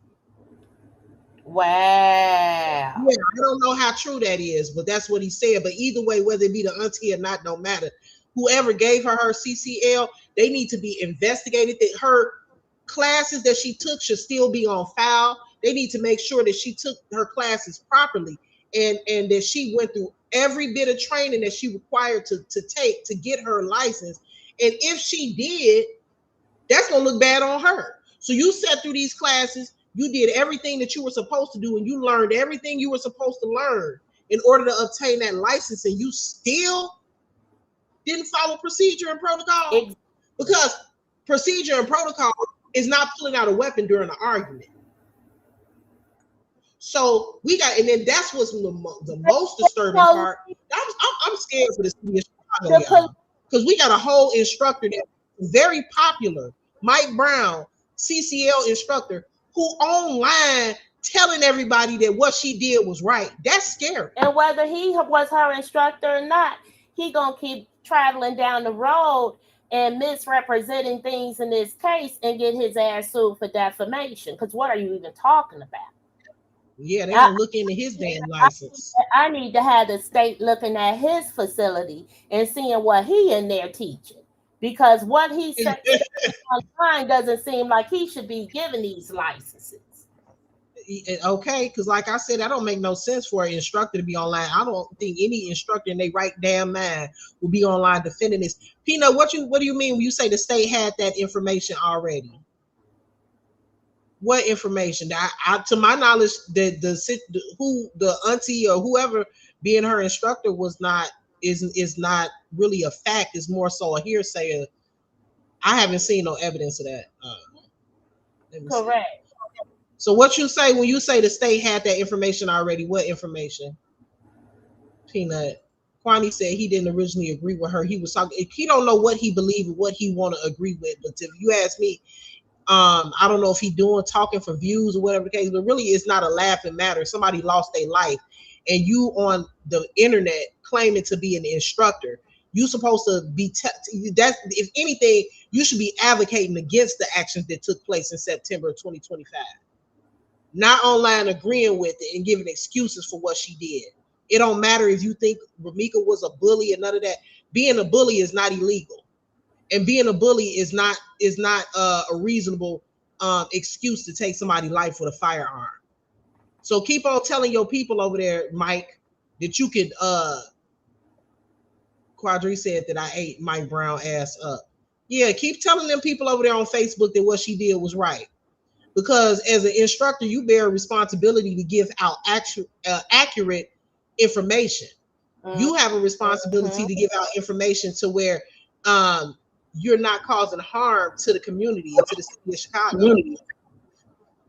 So, yeah, I don't agree with what he's saying and what he's doing at all. Peanut, did you? Oh, here she go. What you say? They have the information on oh yeah, I'm sure they do. They have the information on how and who she obtained a license from. I heard Trina, I don't forget who live it was, but Trina was on somebody live saying that whoever with the CCL insurance is what's paying for her legal representation. Stella said, I can't stand her. Being out is wrong. Ramika should be here. I can't imagine the pain her son and family feel. She didn't deserve that at all. Y'all, let me tell y'all, that's why I don't really talk about the story as much like I used to cover like every other day. It's really no point at this point, but what I am going to be doing, what I am doing is waiting on trial. I think that's going to be very interesting, the things that come out. I think y'all ain't seen nothing yet. When y'all see, and I keep telling y'all, we haven't seen anything yet. We haven't seen any evidence or anything. There's been a lot of back and forth and arguing between the different sides, but really we haven't seen anything. And this is why I think it's so weird that you got so many people on social media defending a young lady that committed murder. And y'all don't even know if she premeditated it. Y'all won't know until the evidence come out. Dumb. And we did see evidence that already leaked to the public by filing it through a public server. Oh, yeah. Yeah, that's the only evidence I don't other know than why she did. I don't know why she did that. did that shit on purpose. And what I seen from it is she don't have no defense for her client. If that's all you working with, girl, you need to You talking get about to them weak ass screenshots? yeah, she need to get to begging and pleading for and be glad that the state don't got the electric chair no more because her client could. If that's all you got, baby, but I mean, shit, that you can't take no more than what they give you. If that's all your client is giving, then that's all you got. That's all she got. And if y'all seen those text messages, I did a live on it. I think all of us that support that blog on the Ramika Meeks case and that's in support of Ramika Meeks. I think we all done posted those screenshots of the text. Well, I wouldn't say text messages, but the phone calls and stuff that was leaked by Ari, her attorney. Y'all, that's so weak. If that's all she has in defense, or if that's like one of her things that she has, that is so weak. Because if I remember correctly, on those screenshots that she leaked, it was a call going out to from Holly to Ramika. So it was a screenshot of like the different call logs, but on one of the screenshots, Holly called her. So I'm trying to figure out what is this proving? Nothing Malika, because you get from a screenshot. A screenshot. You interpret the text if it's text, but as far as anything verbal, a screenshot ain't gonna tell you what somebody verbally said. You know what I mean? right. You don't know what the conversation was and none of that. Stellar, thank you for commenting in the chat. Thank you for that. Let me answer that question because what you said was slightly incorrect. You said Ari, but Ari got her out. I can't believe that Cook County would. No, Ari didn't get her out. What got her out is the Pretrial Fairness Act. Which is why The I'm laws not of the state of Illinois got her out. That's why I ain't voting for Princeton no more because you need to cross your eyes, cross your T's, and dot your I's, and clearly have your eyes crossed because you should have made. But when I look through the Safety Act, first degree is not even on there as an offense to be released. Second degree is. First degree is not. So I'm really mind boggled outside of that appellate release, and that shit really got me vexed. I definitely ain't vote for neither one of them heifers no more. And they sit there in 10-year spans. I'm with you on. I'm with you on that one because I was under the impression that the Safety Act didn't cover first degree. Yeah, that got me like, what? How is he even up to bat? Especially after three judges said no. So that's So this what I just found. So the Illinois Safety Act links first degree murder to pretrial detention rules and charges how felony murder charges work. But it says that with pretrial detention and bail, well, fuck the bail, pretrial detention allowed. First degree murder is classified as a detainable offense, meaning that judges can keep a defendant in jail before trial if they pose a threat to safety. That's what it says on Google. Now, I think that's why a lot of what was stated inside of what was it called, the PLA, or not the PLA, the appellate response. They talked a lot about safety and how she's already eliminated her target. Technically, in their opinion, she wouldn't be considered a safety concern because she had one rival and that rival has passed away. And so they were saying that because she's not posing a threat to the community, and also that she should they be. did rely heavily on her pregnant condition. Like, oh, she's Yeah, just about to deliver. So what all can she do? And that was very harmful and very misleading. it And was. It was basically, it was full of, the thing was full of lies. It was full of lies. The girl is not pregnant. And see, I I believe that I And I'm not to say I believe because I don't have evidence sitting in front of me, but I truly believe that Ari intentionally misled the court because what she could say is, oh well, I didn't know that she had terminated the pregnancy. You knew she terminated the damn pregnancy. You knew she what she gonna terminated. say is, that motion paperwork was done back in January, and I just used the original motion paperwork. You know what I mean? To try and wiggle up out of that. But I know that the judges had to have found out because they definitely agreed to wait and hold her pending the Supreme Court's decision when they granted the stay. So they found out her steep. You know what I mean? Right. But the Supreme Court didn't want to hear the case. They get so many cases, and they're not going to hear every case. But unfortunately, because they didn't hear the case, that decision that the appellate court made is basically going to take precedence for the next person who's pregnant and wanting to get out on pretrial release. But the Illinois law states that they don't want any pregnant detainees awaiting trial because they don't want to be responsible for the care of that unborn child. Right. Which I think is crazy. People in the county, when I was in there, a girl had a baby and tried to keep the baby in the drawer. What? The bitch tried to keep the baby in the drawer. The baby wasn't dead. The baby was alive. The bitch trying to keep the baby in the drawer. Now, we in the hospital ward. I'm pregnant. Everybody, there's a few people pregnant. Then you got the heroin addicts, people on chemo and shit like that. But this happened and had the baby and tried to keep the baby in the drawer. And her roommates got in trouble for not telling that she done had the baby girl. So the baby was still alive and she didn't want them to take the baby. Yes. Lord have mercy. She got to be slow. How long you think you going to hide a baby in a damn drawer? It wasn't long between half hour and an hour.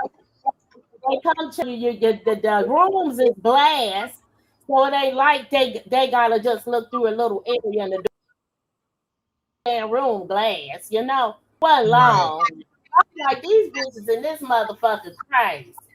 Let me pay my motherfucking bond and not be offended. I thought I was cheap. I'm like, I'm gonna get a bond reduction. I ain't paying $2,500 to get up out of here. That's ridiculous. I'm sitting with 8 racks in the bank. Could have paid the shit from Naperville, but no, I'm smart. You said you was gonna wait and not waste your money. Girl, that judge was like, we're gonna need that bond. I'm telling I gave my sister the debit card number. This bitch called me back up to say, you can only get out $5 a day. I'm like, bitch.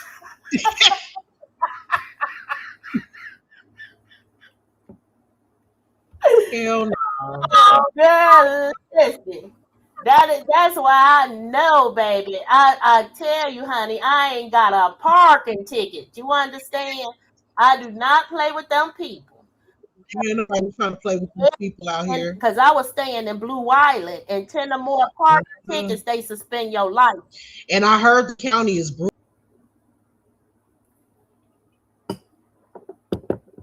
Girl, the county wild as hell.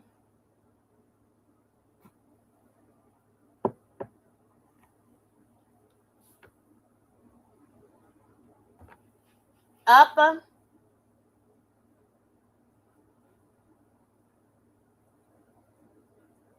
gotta reload again.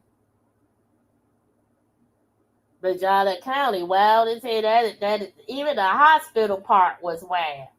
I was in there with a girl who had stole from Gucci and a damn policeman and shot her in the stomach, child. Yep. And then her wound got infected while she was in there, girl. The county it be going down up in there. But this here, they roast you when you in there. You got kids and you in there for some time. I'm gonna tell y'all that right now. They was messing with me. They like, you ain't here for suspended license. Not DUI, suspended license. Girl, the damn CEOs and everybody was like suspended. I'm like, yeah. Shit, they found out that shit was true. They like, that judge bogus as hell. But like, that was my 13th time being caught on suspended license. I wasn't having no accident, but that was my 13th time being caught on suspendo shit. I was, oh girl, the young life, child, the young life. All I can say is that. The young life, but that they changed a lot of laws in Illinois to stop incarcerating people for bullshit like that. That was one of the first things to go. Locking people up for bullshit traffic offenses.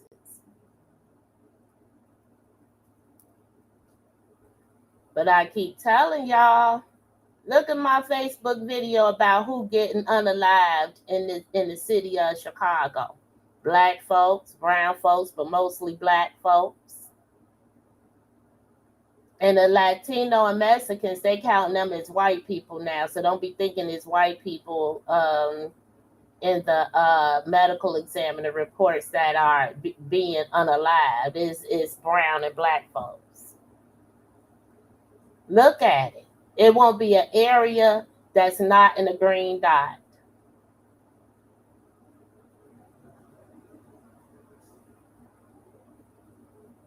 Say that, Summer Mommy. Summer Mommy will tell you when it's supposed to be over with.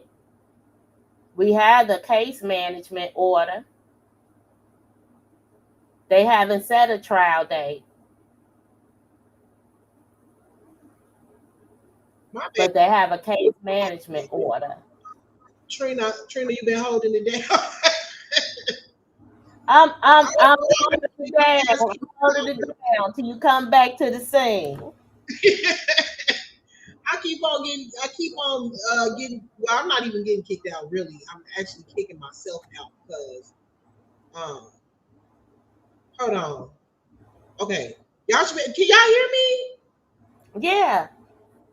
Oh, I don't know. Something going on with this mic, with my mic. I might have to use my default mic next time because it keep going in and out, and I keep having to leave. But I'm about to end it in a minute, y'all. Anyway, we've been on live for about an hour 30. Thank you, Trina, for joining me on the live and helping me out with this live stream. It was a pleasure having you up here. Yes, because we're gonna do a deep dive on that. We're gonna unload this paperwork and we're gonna take it step by step because even in her petition for her order, including that she was on the phone and Romika hit Carlos, that show you that she there for some other reason. She ain't there for herself. She there on some bull, you know? Yeah. But yeah, that girl going to jail. We'll be watching her go to jail. Before I end it though, what do you think is going to end up happening in court on the 11th? On August 11th, they should be setting a definite date for trial. Because okay. I see a lot of people in the chat asking when is the trial for trial, and they supposed to be,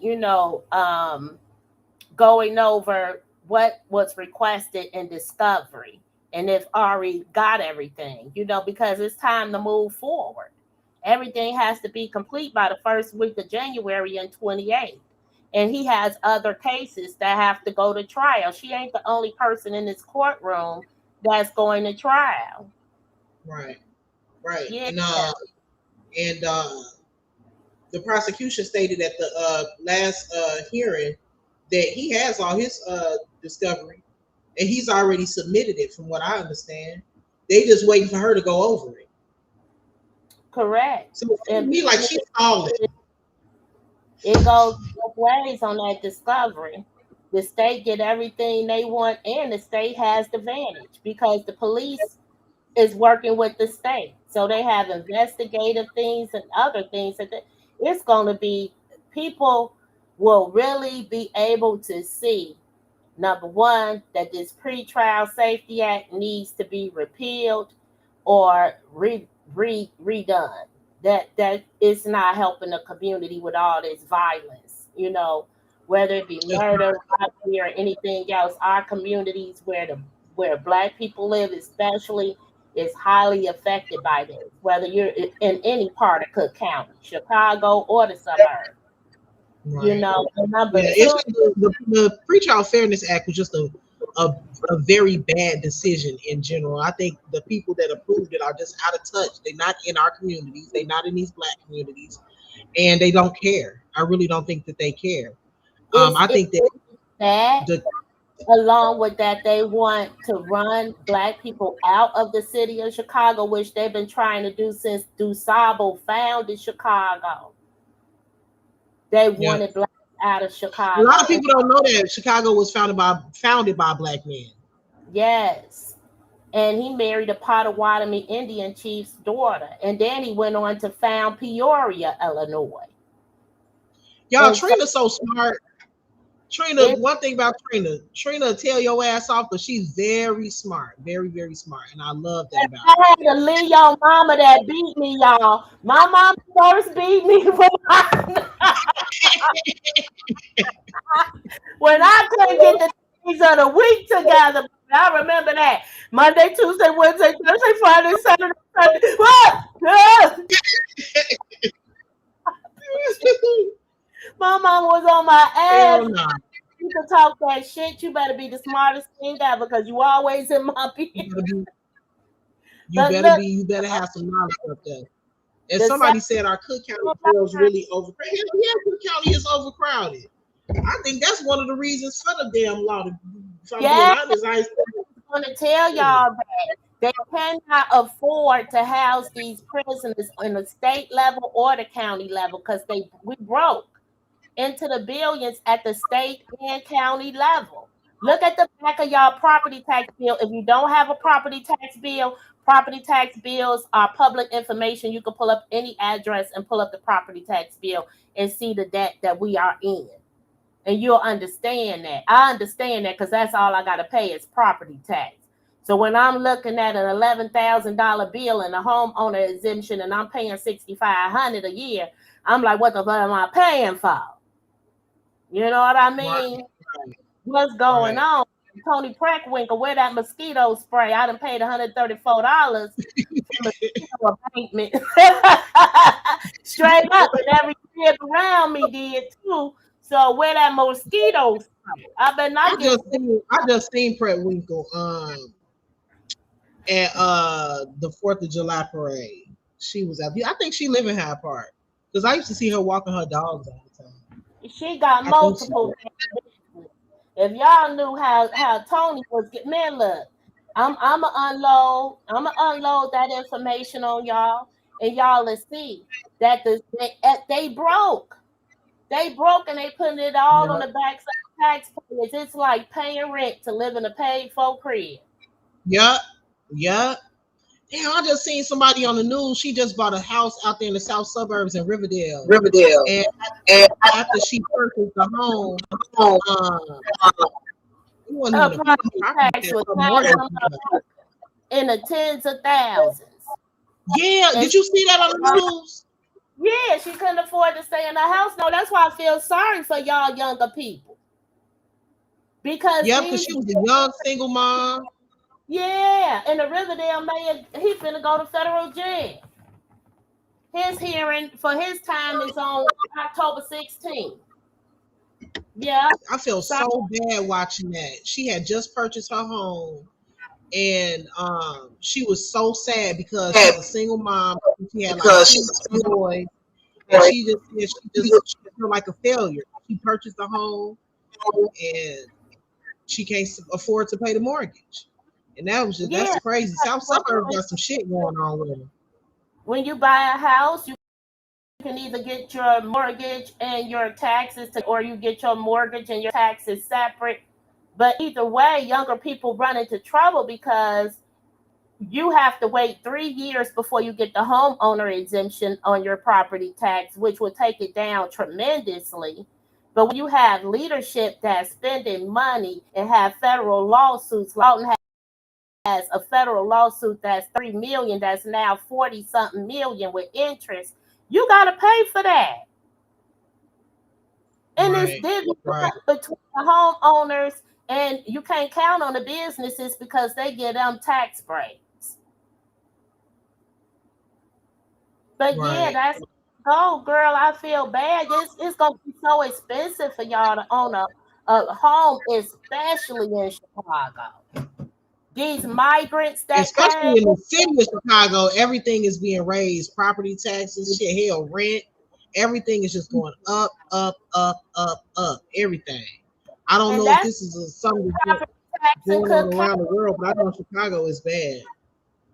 And that's the cheapest property tax in Cook County, the city of Chicago, because it's so many homeowners and so many businesses.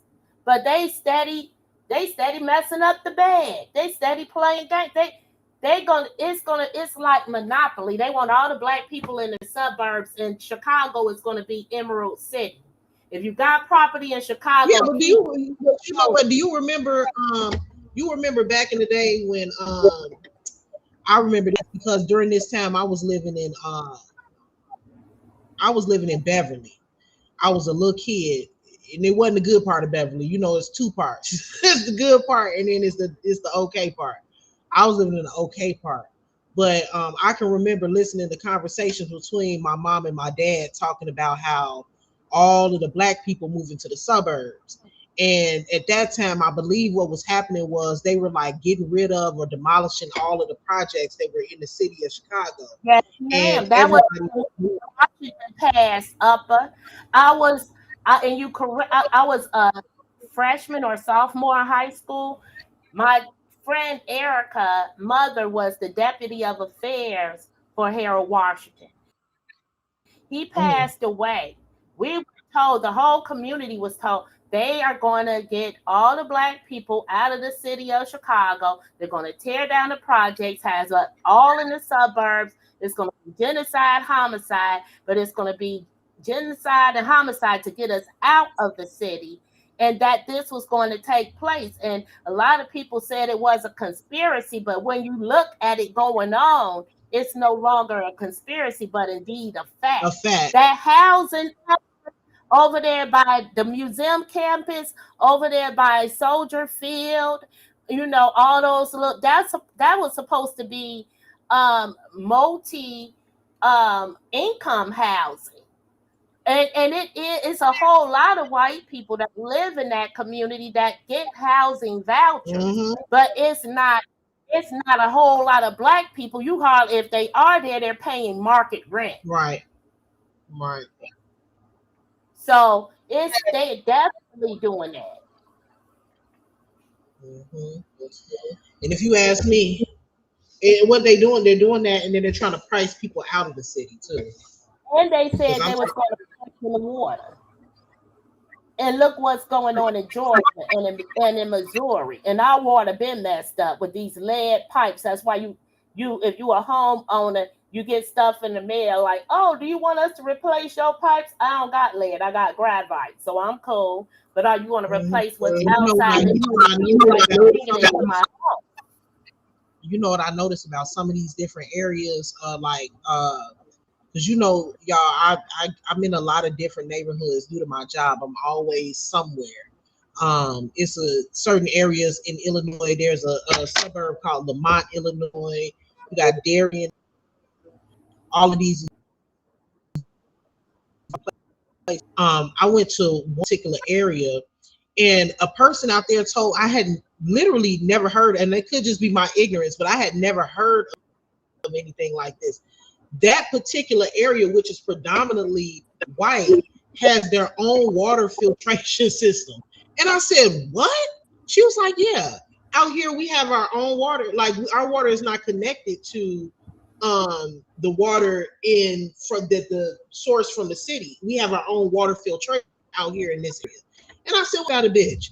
So y'all got your own water systems to clean your water. But why can't they provide that to predominantly black suburbs or areas or townships? I just find that to be, I had never heard of nothing like that. Because somebody in the Yeah, chat said the that's water access, yeah, but some communities the water access will be next, I guess. But yeah, that's something I had never heard of. Trina, did you know that? That's the decision of leadership. Here in Tasha, yes, Dalton, Tower look like it's been shot with AK-47. It's rusted. We had a water tower that collapsed. So yeah, leadership where you live, they make pertinent decisions like that and literally keep you alive.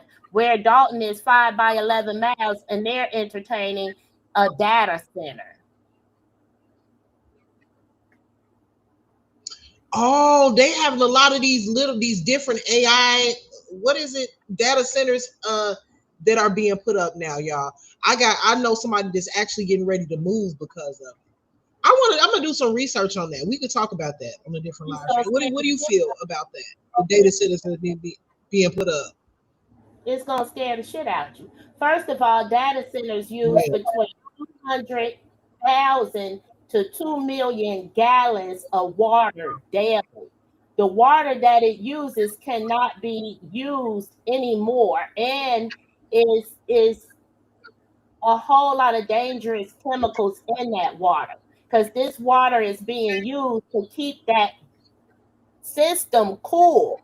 This system is a huge computer, and the water is being used to keep it cool so it doesn't overheat.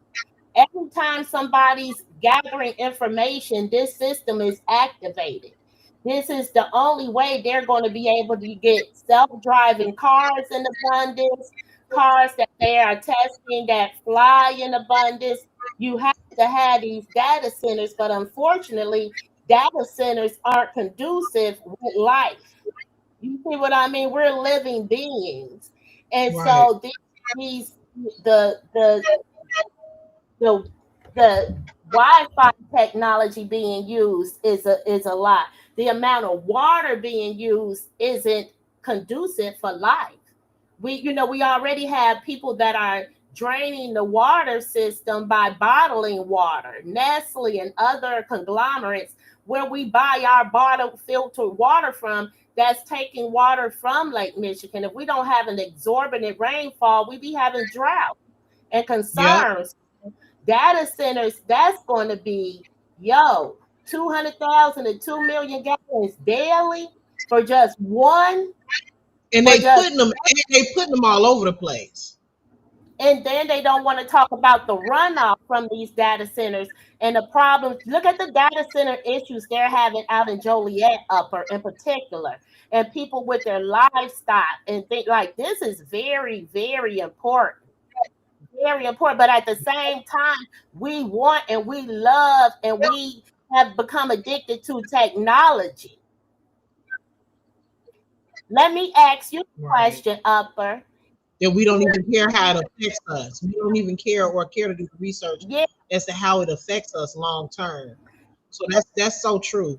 because That's so true. Thank you for dropping that channel in the chat for that so question. I want to ask you as a younger person, 20 years my junior about, give or take, I'm only 53, But anyways, what do you feel about longevity of life technology like the Neuralink, because this is something that I discussed in Pritzker Medical School in 2007 about why aren't we as a medical community offering people longevity, that death should not be something that's a norm, that we have technology along with medical knowledge to keep people alive on an ongoing basis. You only die from two things: either your heart goes out or your brain goes out. Anything else can be worked on. If your kidneys go out, we have dialysis.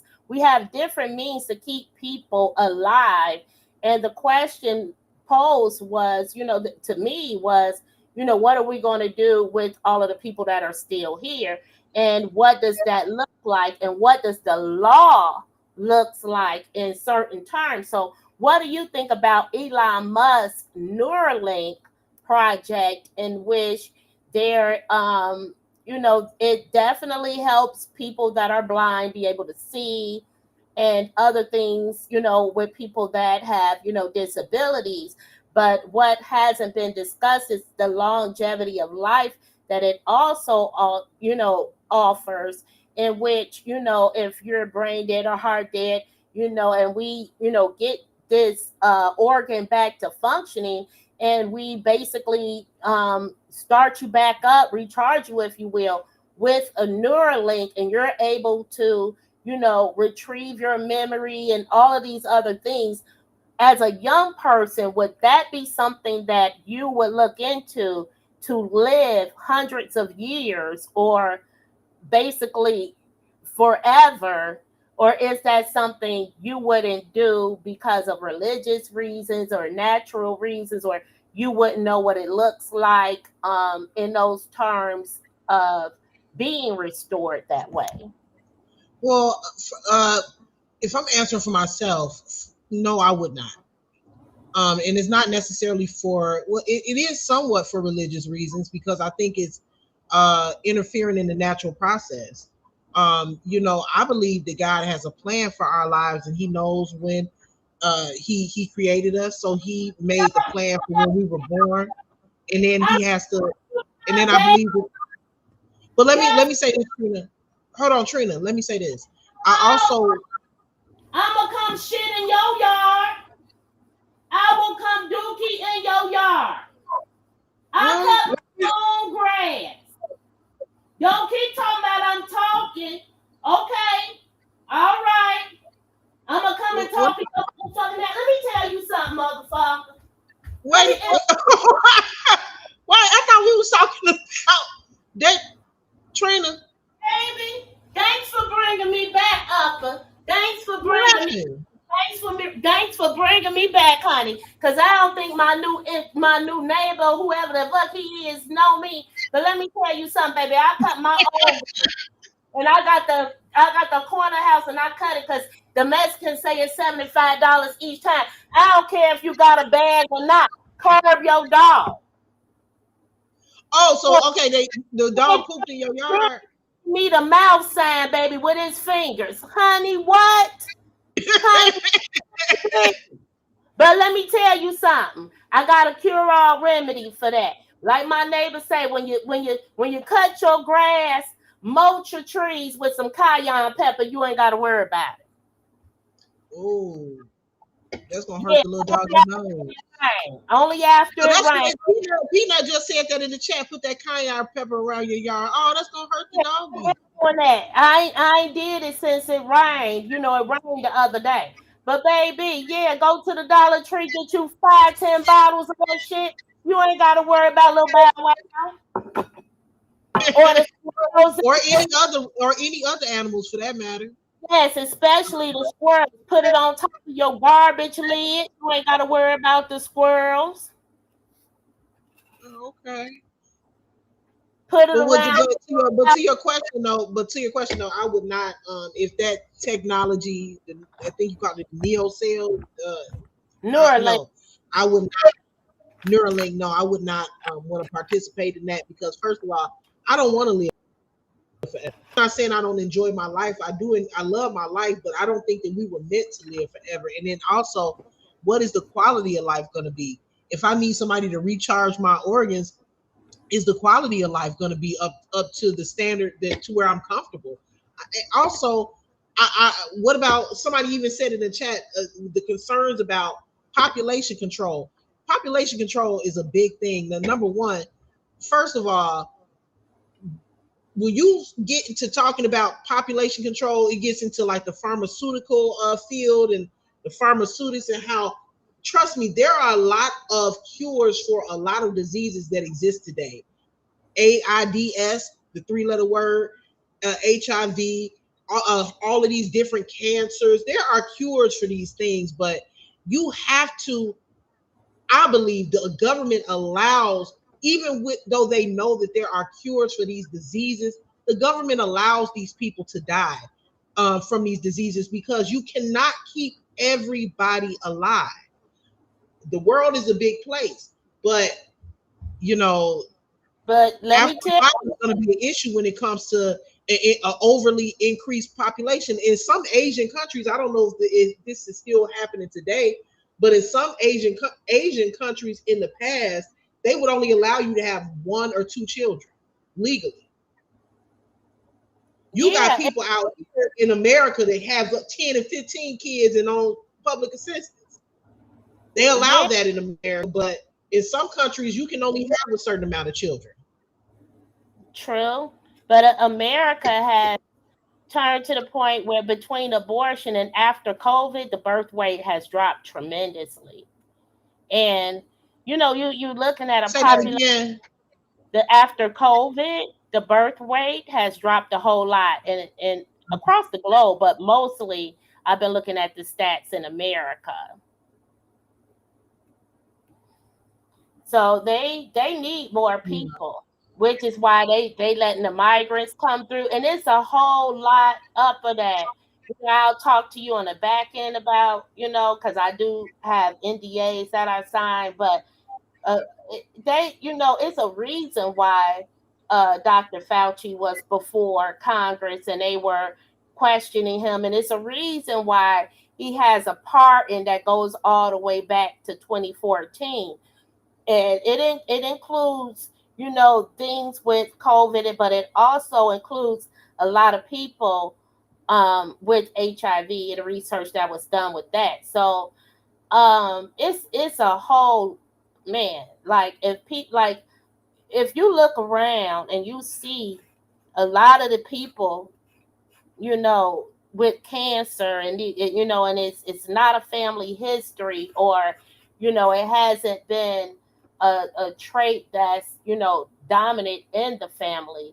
You look at all these people with cancer now, the sudden deaths now, a lot of things.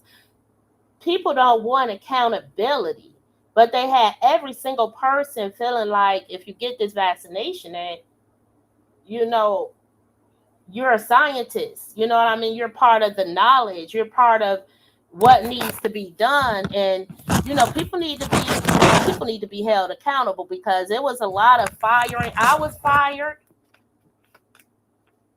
Oh, because you wouldn't get the vaccine? I was fired. Yes, and then I was so angry because so many people called to hire me, and they say, "Oh, you can get this exemption and that exemption." It does not. You could it the way that Medicare bills the government. You're not being the person on the job site with the exemption. One person will have like 90% of the staff non-vaccinated, in which you can't bill Medicare if it's two people. You see what I mean? So you're not Right. they not messing with you. Yeah, I'm coming in for the first day. How many first day checks I got? Now it's perfectly acceptable. Now it's, Right. that's why now it's not like before. In government contracts, they're gonna have to pay the hell out of me because I told you I told you what was gonna go down. And when I was asking certain questions, it couldn't be answered. Like my main question was, when the vaccine stops coding for these antibodies in your system, what is it now coding for? You have to take your messenger RNA serious. It's like a copy machine. If you're saying I want this, it's going to give you that. But we know that the uh, efficacy of the vaccine stops around the 6-month mark, because this is now when you're wanting people to get the booster. Okay, so what is Right. it coding for when it stops coding for antibodies for? It's just too much. And then gave you a whole card. They're Give like, you a no, whole card with different dates that you got to come back and all child. they And then they started pressuring the children to get one. They started asking that the kids get and if you want to travel, if you want to be here, there, anywhere, it's so many uh-huh. through on the basis of discrimination, just like the Chicago police did. The Chicago police wasn't going, and they have to give all of those officers retroactive pay. That's a lot of money. It is. It's but all they could tell me, all we could tell you is that it metabolizes in your liver. Okay, so it breaks down in your liver. All right, and so then I start seeing personal people that I know. I'm like, if you're an alcoholic, you fucked if you got that vaccine because your liver already can't take the alcohol. Then you have a Right. substance that's break like it's a whole lot, and then it's like you can't be without it if you're diabetic.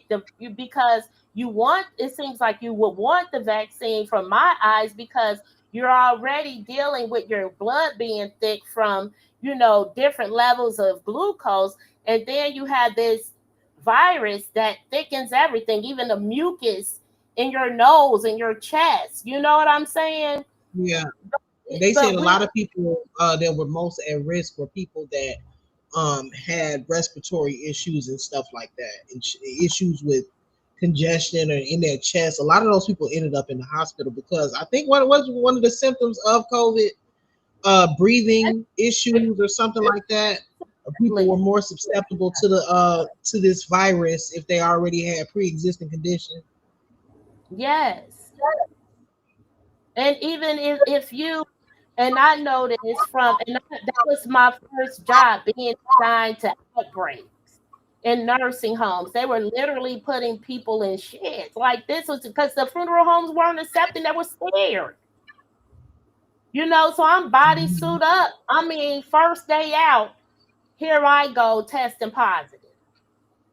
As soon as I hit the parking lot, it was I'm like, I feel like I ate a bag of nickels. They were like, you have a metallic taste in your mouth. You know what I mean? But they were testing us on a daily basis anyway. You know what I Mhm. mean? And I'm like, who it was just a mess up. It was just a mess. And we had people, they were sticking that sticking the swab so far up to people's brains, girl. Like, what are Yeah, you oh my God, because I had to take one of those tests and I was like, what are you doing?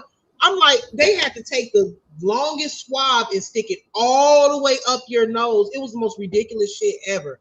The crazy and part about it is the test that you have now, like they would give you those at home tests and you didn't have to do that. You just had to swab like the inner. So I'm like, what was the point of y'all going all up in people's nose like that? If and now they to do that. They hire so many inexperienced people just to get people out here and do the testing. You know what I mean? Because people that were already in the lab field, you know what I mean? We had all of the top positions. You know what I'm saying? But anybody that's just swabbing people, like they was the bitch from Popeyes. You know what I'm saying? She don't know the right, posture anybody part. just anybody doing it. You would just they had trucks outside. Baby, and Yeah. they run clinic like they essential. They putting people out. They won't get tested today. I'm like, what the hell is wrong with you? Yes, they Yeah, will. I was not trusting that. I Okay. remember I ended up in the hospital during COVID, but that's because I always have seasonal bronchitis, but I didn't have COVID. But at that time, if you went to the hospital, they automatically gave you a COVID test because they, I guess, wanted to see if they needed to put you on a particular floor or whatever. And I was so nervous. They stuck that thing so far. It was one of the worst experiences ever. Leslie in the chat, she said, yes, I was in the hospital for 3 weeks and then back again to 2 weeks and then again 6 weeks. That messed me up. Yeah. But y'all, I'm about to go ahead and end this live, y'all. We've been on here over 2 hours. Thank you so much, Trina, for joining. This was a good conversation. It really was. It's always a good build when you on the platform. So thank you for joining and offering your commentary. I appreciate you. Thanks for having me. I know No, ladies have to deal with it. Thanks for having me up. But I love to hear what you got to say because you are future. And a lot of these motherfuckers be scaring me. Somebody got scared. Thank you, funny as boo. Have hell. a good night. You too. All right. Bye. Bye bye. All right, you guys. I'm getting ready to go ahead and end this live stream. It's late, y'all. I was gonna go ahead and end it and go over to kick and do another uh hold on. Do another topic over there because there's something else that I wanted to discuss, but I don't think I have time tonight. We had a great live stream. Thank you everybody that contributed to the chat and giving your opinion on the topic. And thank you to everybody that helped me reach my goal. So for right now, we in a space where we're just going to sit and we're going to wait for trial to start, you guys.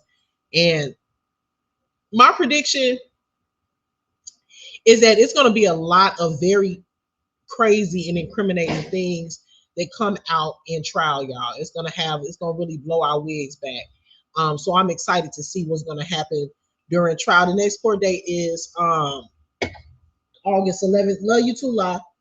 The next date is August 11th. So we'll see what's going to happen there. So far, one of the updates, thanks to Trina, I seen it over there on her Facebook live stream. She's asking, can she go travel? Trina says she believes that she just want to go be in Lake County with family, and that's a possibility too. So we'll see. But thank you guys for joining. I will talk to you guys soon. I'll probably be over on Kick tomorrow. My Kick channel has been dropped in the chat a couple of times. So if you don't see it, matter of fact, let me go and get it so I can drop it again. Because that's where I'll be tomorrow. Trying to get my my hours up because I'm gonna be live streaming over there too. I think that's a good place for me to be. You know, I think Kick is a good, and also for TikTok, I'm still working on my TikTok channel, but I think the Kick is a good place for me to be because I feel like I have more freedom to say more of what I want to say. You got to be so careful over here on YouTube, and then also it's not a whole lot of people on Kick that I know and that know me and that stalk and harass me on Kick. So I'll be able to be over there. It'll be a little bit more peaceful, I think. But of course, I'm still going to be on my YouTube platform, and y'all can check in with me on the days that I'm over here. But yeah, I dropped my Kick link in the chat, and I'll see how I like it over there. So far, I did a multi-stream this morning, meaning I streamed on Kick and I streamed on YouTube at the same time. So right now I have 121 followers over there on Kick. So I'm gonna keep it going. I'm gonna keep it going and see how things work out. And thank you, Dr. Q, for following me on TikTok. The only reason I haven't been live on TikTok yet is because it won't allow me to go live. It said that I applied for it and they denied my application. I don't know why. So I gotta do it again. So just wait for me over there too. All right, you guys, make sure before you leave, you go ahead and hit the like button. Make sure you're subscribed to my channel if you're sitting in the chat and you haven't hit that subscription yet. And also make sure you hit the notification bell so that you can be notified of the next time that I live stream in the future or the next time that I post content. After I end the live stream, make sure you hit the like button, the hype button, and hype this video up. All right, y'all, have a wonderful week coming up. All right, y'all, peace. Bye-bye.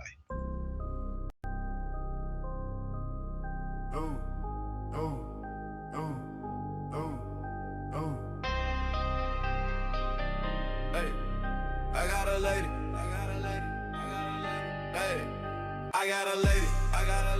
Hey, name is the upper echelon, she a debater, baby. She can give it to you straight, no chaser. She got the smarts, she got the heart, she got the confidence, baby. Baby, she the upper echelon. You know you intimidated.